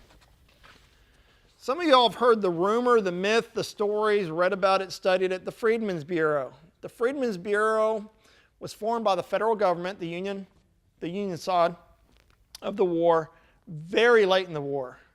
Civil War is over in April of 1865. The Freedmen's Bureau takes off in like March of 1865 to try to figure out what to do as the war ends with thousands, hundreds of thousands of people that had never had to live on their own, provide for themselves, et cetera, et cetera. How are we going to incorporate twice the population in America now? How are we going to help settle people? And the very first myth of the Freedmen's Bureau, and it was an idea that they tried in Sea Islands of South Carolina, was to take the former plantations, you've heard this story, chop them into 40 acres, and give head of households, former enslaved people, 40 acres and a mule. Y'all heard that story before? And it was a myth. And it's a myth I still hear today in through African American history.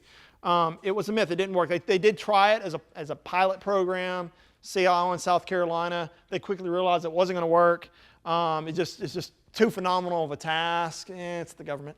And they gave up on the idea. So the only thing the Freedmen's Bureau really could do, or was left to do, was trying to oversee labor contracts between former plantation owners and former enslaved people, as well as poor whites as well, though. Promote, quote-unquote, new rights of voting. I know that's another history lesson. Didn't work. As well as education, as well as marriage. And here in Rutherford County, we see a couple things. We did have a Freedmen's Bureau office right here on the square in Murfreesboro at the latter part of the war through. The Freedmen's Bureau only lasts a few years. They're disbanded 1872 to 1874, so it didn't last very long. They weren't way successful. The few successes we see as a sample or example here in Murfreesboro is they did have an office on the square. I guarantee you that the Freedmen's Bureau agent was not very popular guy in the South, in Murfreesboro especially. He had a lot of what we today would call hate crimes against him. But he did promote education we do see the roots, the beginnings of Bradley Academy School in the 1880s, early 1880s, which today is Bradley Academy Museum. Not the same building, but the same organization. So we did see success in education for African Americans in Rutherford County to some extent. And then we did see African Americans being funneled into the legal systems of county government. Legal right to have a marriage license, legal right to acquire property, legal right to have a will, as you saw James Manning's decades later. So what I see, and one of the most striking things to me as an archivist, is I have the original 1860s, what we call the marriage register book. When you went back then to get your marriage license, you would go to the courthouse. Today you go to the county clerk's office. I got married here 14 years ago. So I went to the county clerk's office, and today they put you in the computer. Back then they had a book. They opened it up and you're the next person. And then they give you the loose certificate. You go off and get married, and pastor signs it, and pastor turns it back into the courthouse, right? Just like today. So back then there was a loose certificate that I showed you, but I have the book, the original book where they first came in. And what we see, if you turn to the pages of, say, April, May of 1865, the war's ending in April 1865, the Freedmen's Bureau is getting up and running about March, April 1865, and you see all these white folks coming in to get married, and trickling.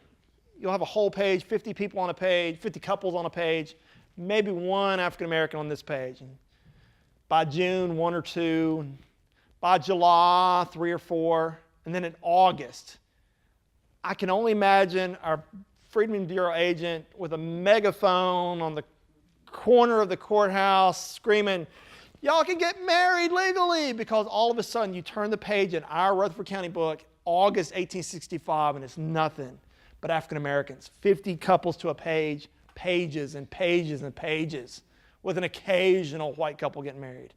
It's a phenomenon in this county that finally these former slaves, enslaved people, have a legal right to a legal marriage in the United States. It means something to me as a historian. I was like, that's a phenomenal thing that these people were ready to stand up and take their lives over.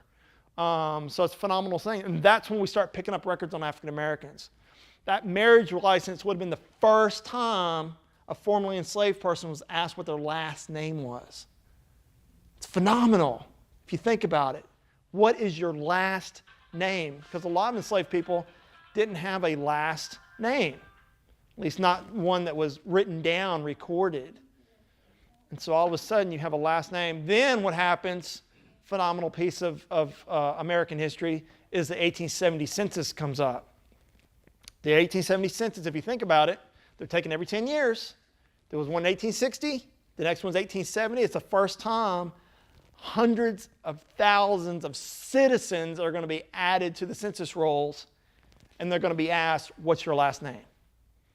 And so what we see is, and some of y'all have studied this, some of y'all know this through your family histories, they come to you, they knock on the door, what's your last name?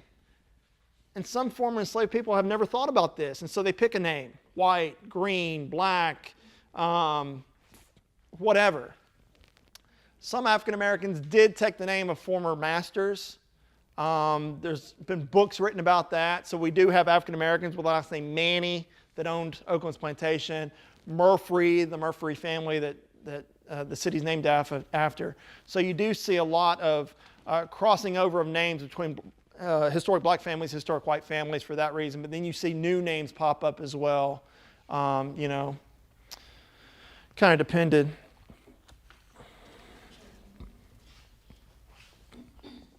Other resources as you think outside of the box, other places to look.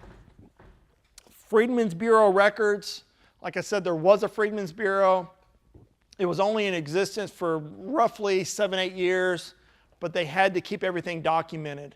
In the state of Tennessee, what happened was in more recent years, the 1960s, 70s, 80s, the National Archives microfilmed all those original Freedmen's Bureau records and grouped them by state. And so for Tennessee, for example, there's a collection of Tennessee that you can find on microfilm at the State Library and Archives. We also got a copy at MTSU Library that anybody can go to MTSU Library and use the resources, by the way, if you didn't know that. So we acquired the copy of the microfilm rolls for the state of Tennessee, Freedmen's Bureau reports there. And in those, you will see a lot of names of people. Some of the stuff is starting to show up online occasionally. If you Google Freedmen's Bureau and plug in a state even, you may get some stuff online. But you will see Freedmen's Bureau agents overseeing marriages or helping with marriages and listing names. You'll see labor contracts. If there was a dispute over a labor contract or any type of criminal activity, some civil disputes, a lot of times it went to the Freedmen's Bureau. If it was a racial affair, it went to the Freedmen's Bureau agent before it went to, say, a judge or a court. So Freedmen's Bureau records can be really, really rich with information if you can tie your people, your roots to a specific location at the time of Reconstruction in North America. How many of y'all are familiar with the WPA, what was called the WPA slave narratives? Has anybody ever heard of this? This blows my mind too. It's a very interesting piece of history. In 1938, we're in the middle of the Great Depression here in North America. And FDR, President Franklin Delano Roosevelt, and his administration were trying to figure out ways to put people back to work. In our region, they helped form and start TVA, Tennessee Valley Authority, to provide electricity to the rural South. Y'all may be familiar with that story, if you're from this area. They started the WPA, Works Progress Administration. They started the CCC, Civilian Conservation Corps. The Civilian Conservation Corps put young men to work on civil jobs throughout the nation and paid them a federal paycheck that those young men could send back to their families during the Great Depression when people didn't have money, stereotypically. And so the CCC did things like built roads. They went into national parks like the Smoky Mountains around Gatlinburg and cut trails and cleared land. They did all kinds of things like that. Those African American men, to some extent, included also, although it was a minority, obviously not majority. The WPA was the Works Progress Administration. So CCC put young men to work, physical labor, army camp style living, literally. But what can we do with women? What can we do with older gentlemen? What can we do with people that have a background in teaching or professors or art or writers or poets or artists? Or they put them to work for the government. The government had huge murals painted at big government buildings across the nation by artists that were unemployed and gave them a paycheck. They put writers to work writing books or going into counties like Murfreesboro, Rutherford County, and transcribing old 1800s marriage books, making them new and better, or revived, not better. One thing they decided to do is to interview former enslaved people. Now do the math for a second. This is 1938, 39, and 40. When the Civil War ended, all people were set free 1865. So I don't do math well. We'll round up. 1870, 1940, you're looking at 70 plus 5. 75 years after the fact, they're going to go find people that had been formerly enslaved. That means the people have to be over the age of 75. And they really got to be about 85 plus to really remember anything from that long ago, or try to remember things from that long ago. And so they sent out a team, a large team of trained interviewers. A lot of these people have background in journalism throughout the South, mostly the southern states, a few of the border states like Kentucky that also had slaves, former slaves. And they looked for people that would tell the story about slavery from the eyes of African Americans during that time. Phenomenal thing. I mean, some of us are like, well, we need to let that go. But as a historian, no, we captured their story. They had a story to tell, and it was captured. It's called, I don't like the word slave, but it's called the WPA. The WPA, it's on your slide there, WPA Slave Narratives. And these are available online now. They're available at most local libraries. In the 1940s, they transcribed a lot of these and put them into books, volumes. MTSU has 19 volumes of what's called the WPA Slave Narratives. They're categorized by state. And so there again, sometimes you will find your roots in these books. You know, there's a chance that somebody in your family was interviewed. There again, you kind of got to know where your people were at the time of the Civil War, at the end of the Civil War, and in the 1930s. So if that geography is all the same place, like, you know, my people never were in Rutherford County, never left Rutherford County, go look in the Tennessee book in the Rutherford County area, and you may find stories. If you don't find your people or links to your roots in the book, you can still get stories of the location, the locale, your area of a particular state in the South.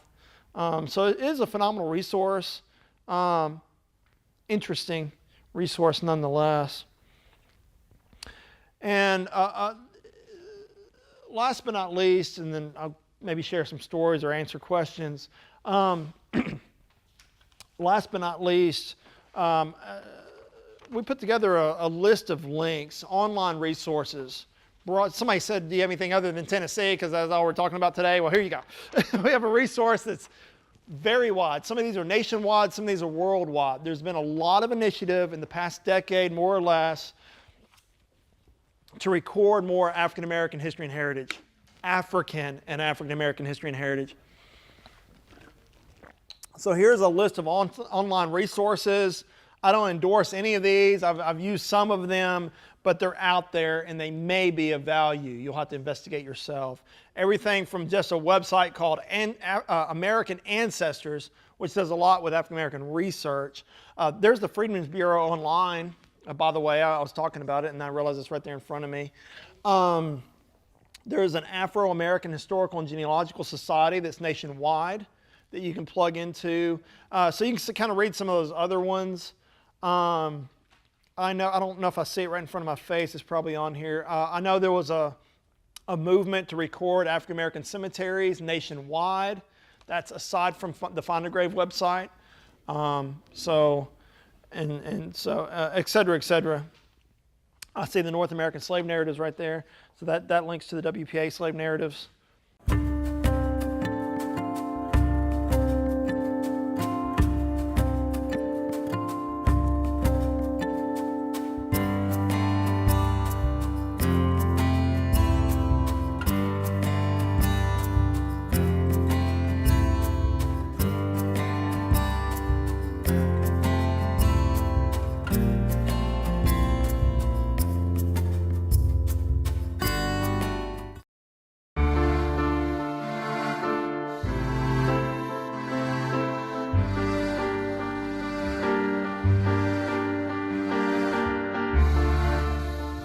All right, like she said, I'm Dr. Elkin, Chief Medical Officer over at Trust Point Hospital. Trust Point Hospital is a med-psych hospital, meaning we treat people with depression, psychiatric illness, people that have had strokes, people that need rehab, schizophrenics, alcoholics, people that have, tried to commit suicide, et cetera. We treat a lot of different types of people. And today I'm going to talk a little bit about opioid abuse. It's been been in the news a lot lately, and I'll go ahead and get started. In general, what is an opioid? It comes from the poppy plant up here. It's derived from the poppy plant. It's made of morphine and codeine. Morphine and codeine are referred to as opiates. Heroin is made from morphine and is called a semi-synthetic drug. Fentanyl and Dilaudid, which you've probably heard about in the news, very strong narcotics, are opioids and also synthetic drugs also. And they act just like opium. They bind to receptors in your brain. They cause pain relief. They cause euphoria, which can lead to addiction. And they have multiple potential side effects, including constipation, sedation, respiratory depression, slowing your heart rate, along with other symptoms. Opiates are in opium. They include morphine and codeine. And opiates are manufactured as semi-synthetic opioids from an opiate. for instance, heroin from morphine. Synthetic opioids also exist. One of those is methadone. So how do opioids work? They trigger a reward in your brain by attaching to a receptor called the mu receptor in the dopaminergic system. They can cross the blood-brain barrier very quickly. A word called lipophilic just means that it can cross that blood-brain barrier, the fat lipid barrier there, and it can lead to the reward pathway very quickly. This is the reason that heroin is preferred over morphine as a drug of abuse. So opioid agonists, there are different types of medications, and there's treatment medications to treat opioid abuse also. These are known as opioid agonists. All that really means is that it attaches to the receptor in the brain. When it attaches to the receptor, it can lead to different symptoms. Some of those symptoms include euphoria, the feeling of pleasure. It can lead to nausea, vomiting, depressed respiratory rate, sedation, analgesia. They can be used for pain relief, obviously. They can cause itching. A lot of people on pain medications need other medications to treat their itching, along with altered mental status. If you take too much of an opioid, it can lead to pinpoint pupils. You've probably heard of pinpoint pupils when people go to the ER. It can lead to blue skin. It can lead to fluid on your lungs, along with absent respiration, which can lead to death, along with low heart rate, low blood pressure, and if there's really severe decreased oxygen to your brain, it can cause brain death also. Chronically, once people have been on a pain medication for a very long period of time, as previously mentioned, it can lead to constipation, lethargy, which basically just means being tired all the time. It can lead to tolerance along with dependence. Concerning respiratory depression, the way that works is it basically depresses part of your brain, the medullary respiratory center, leading to a right-sided carbon dioxide response, along with increase in something called carbon dioxide, decrease in oxygen, and decreased oxygen saturation. Sedation, or being tired, luckily occurs before significant respiratory depression, and as a physician, we can use this when somebody starts acting really tired. We know that's a warning sign that they may be on too much of a pain medication. So what makes people so addicted to opioids? What characteristics make, give this pleasure sensation? What makes them different than other medications? The route that you take it. If you take it in different routes, you get the medication faster. So for instance, injecting it is the fastest way you can get this medication. The next fastest is smoking it. The next fastest is injecting it just under the skin, not into a vein, but just under the skin. That's called subcutaneous. And then lastly, either sniffing it or taking it by mouth and letting it go through your GI system. Heroin versus long-acting medications like methadone have a very short half-life, meaning that they act very quickly. And then previously I talked about lipophilicity. That just means that the blood-brain barrier, medications that people will get addicted to more quickly tend to cross that blood-brain barrier very quickly and give them the high very, very quickly. Heroin crosses the blood-brain barrier faster than morphine, which crosses it faster than methadone. So all those characteristics, injecting it IV, having a short half-life, or acting quickly, and crossing the blood-brain barrier make these substances very addictive. So looking at what's happened over time in the United States regarding abuse, and like I said, this has been in the news lately. Since the 1990s, there has been a significant increase in the use of opioids. In 2012, there were 2.1 million prescription drug abusers in the United States. Outbreaks involving opiates are becoming more frequent. In 2015, officials at the Indiana Department of Health became very alarmed. An explosion of HIV cases occurred that were also co-infected with hepatitis C. It was later found that this was due to co-sharing of needles for an opiate called oxymorphone, which is also known as Opana. So over time, the abuse of opiates has gone significantly up, and it really is a crisis in the United States right now. So looking at how do people get addicted, what leads to addiction, how does this occur? Opioids and heroin abuse are very closely related. In fact, 80% of heroin users started with prescription painkillers, and that's key. People don't think that they can get addicted and end up on heroin just by getting a pain medication from their doctor, but they can. And in fact, that's the majority of what happens now, is people get in a car wreck, they have some back pain, something leads them to getting addicted to a pain medication that they get from their doctor. They start taking that too much, they become tolerant to it, they need higher doses, and then later on they may end up getting addicted to heroin because of that. At-risk populations include young adults along with military and veterans. There's been a shift in the demographic of heroin users recently. For instance, when you think of a heroin user, you probably think of a young minority male, maybe in Chicago, and that was the case with heroin back in the 1960s. Abusers of heroin were poor young minority men in urban areas. You think of somebody injecting an IV drug, an illicit drug, but today 90% of heroin abusers are white and live in suburban areas like Murfreesboro, with equal numbers of male and female users. So it's definitely shifted from being just an inner city problem like in New York and Chicago to kind of going all over the United States, into the country, into suburban areas, outside of Nashville like Murfreesboro, etc. So how do people get opioids? How do they get these pain medications? How do they get addicted to them? Friends and family. So this is something, y'all may have maybe getting a pain medication for your back or for a limb or something that hurts. That's perfectly fine. There's nothing wrong with getting a pain medication for something that you need it for. Only when it leads to behavioral changes in your life or where you just can't do without it do you really need to get some treatment for that. But what about like when you go back home to your house? You store your pain medication in a cabinet, and then you have a grandson or a granddaughter or a daughter or somebody else, and that pain medication's been sitting there for 4 months. Oh, grandma's not using this. I'm going to grab it. It's exactly what happens. So the place that people get opioids from are friends or family members. And where did those people originally get it from? They got it from their doctor. So it goes from doctors to patients, out into the world to everybody else. So abusers are either given the drug, buy it from a friend, or steal it from a family member.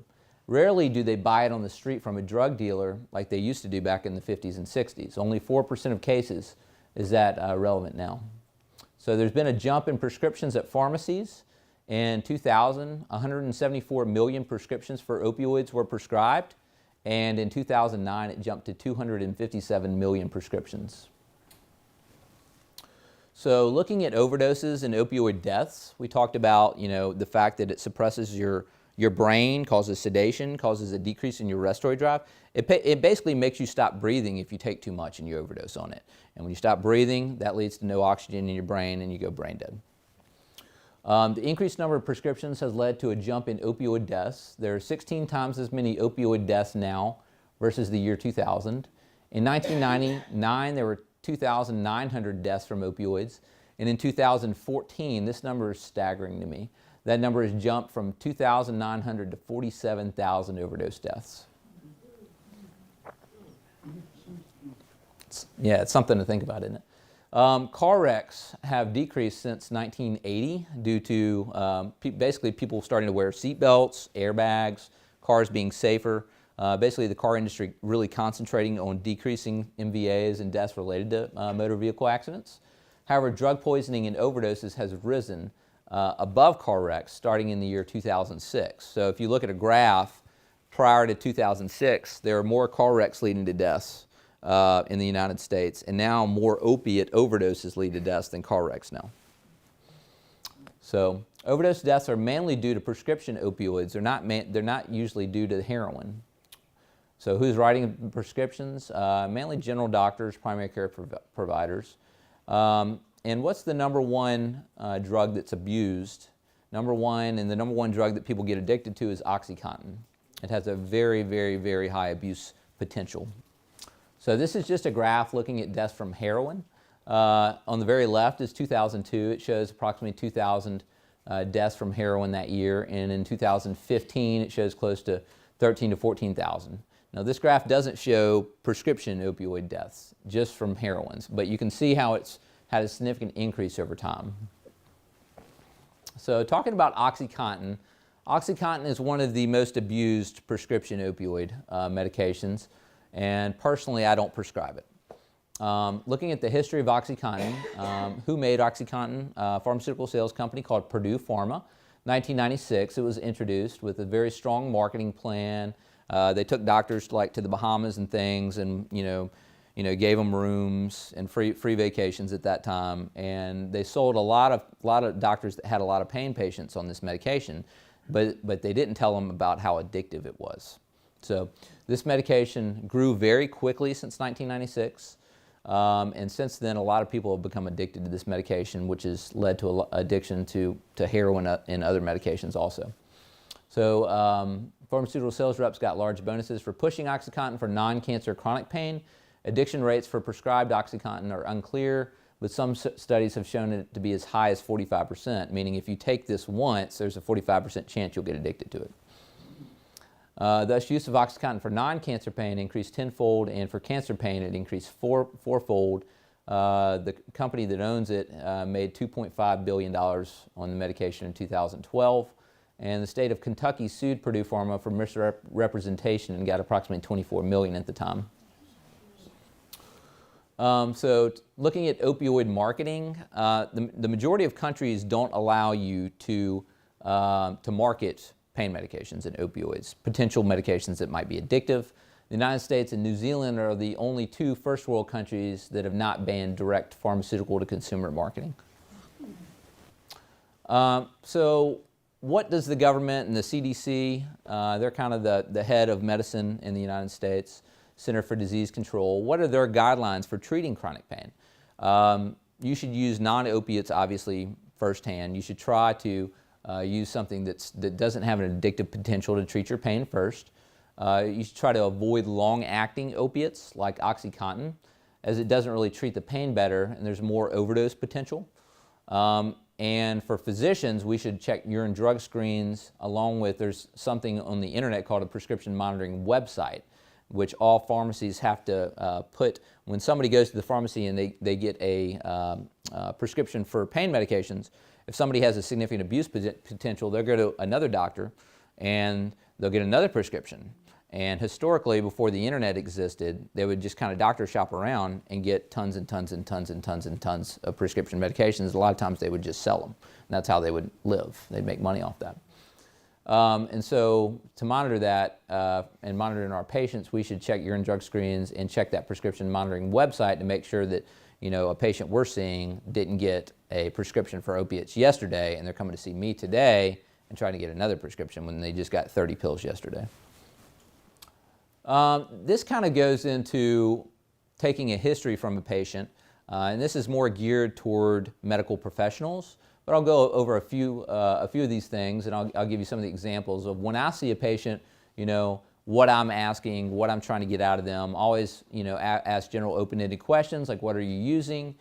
Are you using IV? Do you use your illicit drug IV, intramuscularly, subcutaneous, by mouth? Do you inhale it? Do you sniff it? Are you using heroin or prescription opioids? When was the last date and time that you used these medications? When was the last time you didn't use opiates for a few weeks or a month? Because this can lead me to, if I'm trying to treat them, if something worked for them in the past, it might work again. Also screen patients to see if they have a history of alcohol abuse. And also something to know about treating opioid abuse is the use of other drugs is not an absolute contraindication to buprenorphine treatment, which is the main primary medication treatment for opioid abuse. So I might ask questions like, how many times in the past year have you had 5 or more drinks in a day? How many times in the past year have you used an illegal drug or prescription medication for non-medical reasons?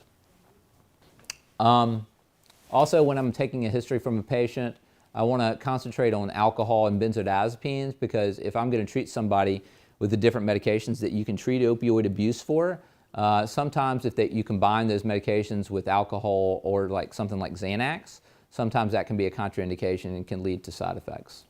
When I'm looking at their surgical history, I want to make sure that they don't have a pending surgery. I want to make sure they're not pregnant if I'm going to treat them for opiate abuse, as that's also a contraindication. I want to find out, what their psychiatric history is. I want to see if they're stable, whether they're psychiatrically stable to agree to treatment, and whether they're taking their psychiatric medications. Make sure they're not, in a psychotic break right now. Make sure that there's not somebody else that might be their power of attorney that may make their decisions. On physical exam, some of the things I look for include needle tracks, which are things on the arm that show that they've been using needles or IV heroin. Sometimes I look for infections on their arm, around their elbows, etc., where they might be using. You can look at your own family members if you suspect somebody may be using, to kind of look at their arms and see if you see some infections on their arm also, or needle marks. And then we do a pregnancy test, a HIV screen, a hepatitis panel, because all these patients are high risk, and so they're more likely to, if they're sharing needles, they're more likely to get all these diseases. We also do a comprehensive urine drug screen, which basically screens for everything. A normal urine drug screen doesn't necessarily screen for methadone and some other medications. Standard urine drug screen does not test for methadone. And then as far as treatment goes, if they're at our facility at Trust Point to try to get medical treatment for this, we have to decide whether the patient's actually ready to participate. If they say they're going to go out tomorrow and start using again, obviously they're not ready to participate in our program. So looking at whether the patient has a steady job, whether they've been adherent to going to appointments, taking their medications, etc. That's one of the ways that we know that they're more likely to participate in the program and do well in the program. So what is tolerance and dependence? Tolerance is basically when you have to take an increased dosage of your pain medication to produce the same effect. This can lead to significant side effects, including respiratory depression. Versus dependence is withdrawal symptoms from stopping the pain medication or taking certain medications that you can get in the ER that reverse the effects of an opiate, like naltrexone. So, why do people get addicted to opioids, and how do they start out as far as their natural history? So they start out from, the first time they take it, they feel euphoria, they feel a feeling of pleasure, and then as that dissipates and that medication stops working, then they feel normal. Then they take the medication again, and they feel euphoria. And then over time, they start going from feeling normal to having shakes and anxiety and sweating and feeling like they have the flu. So they start off going from euphoria to normal, to then going from normal to withdrawal symptoms. And it's usually when they start feeling terrible, start to have these withdrawal symptoms, when they're taking large amounts of these pain medications and they're just not working anymore to give them that euphoria feeling, that they decide to seek help at a medical facility. You don't have to worry about this scale. This is more for medical providers also, but there's a clinical opiate withdrawal scale known as the CAL scale, and the withdrawal symptoms that we look at include anxiety, and you can see the pictures up here to the right include some of these.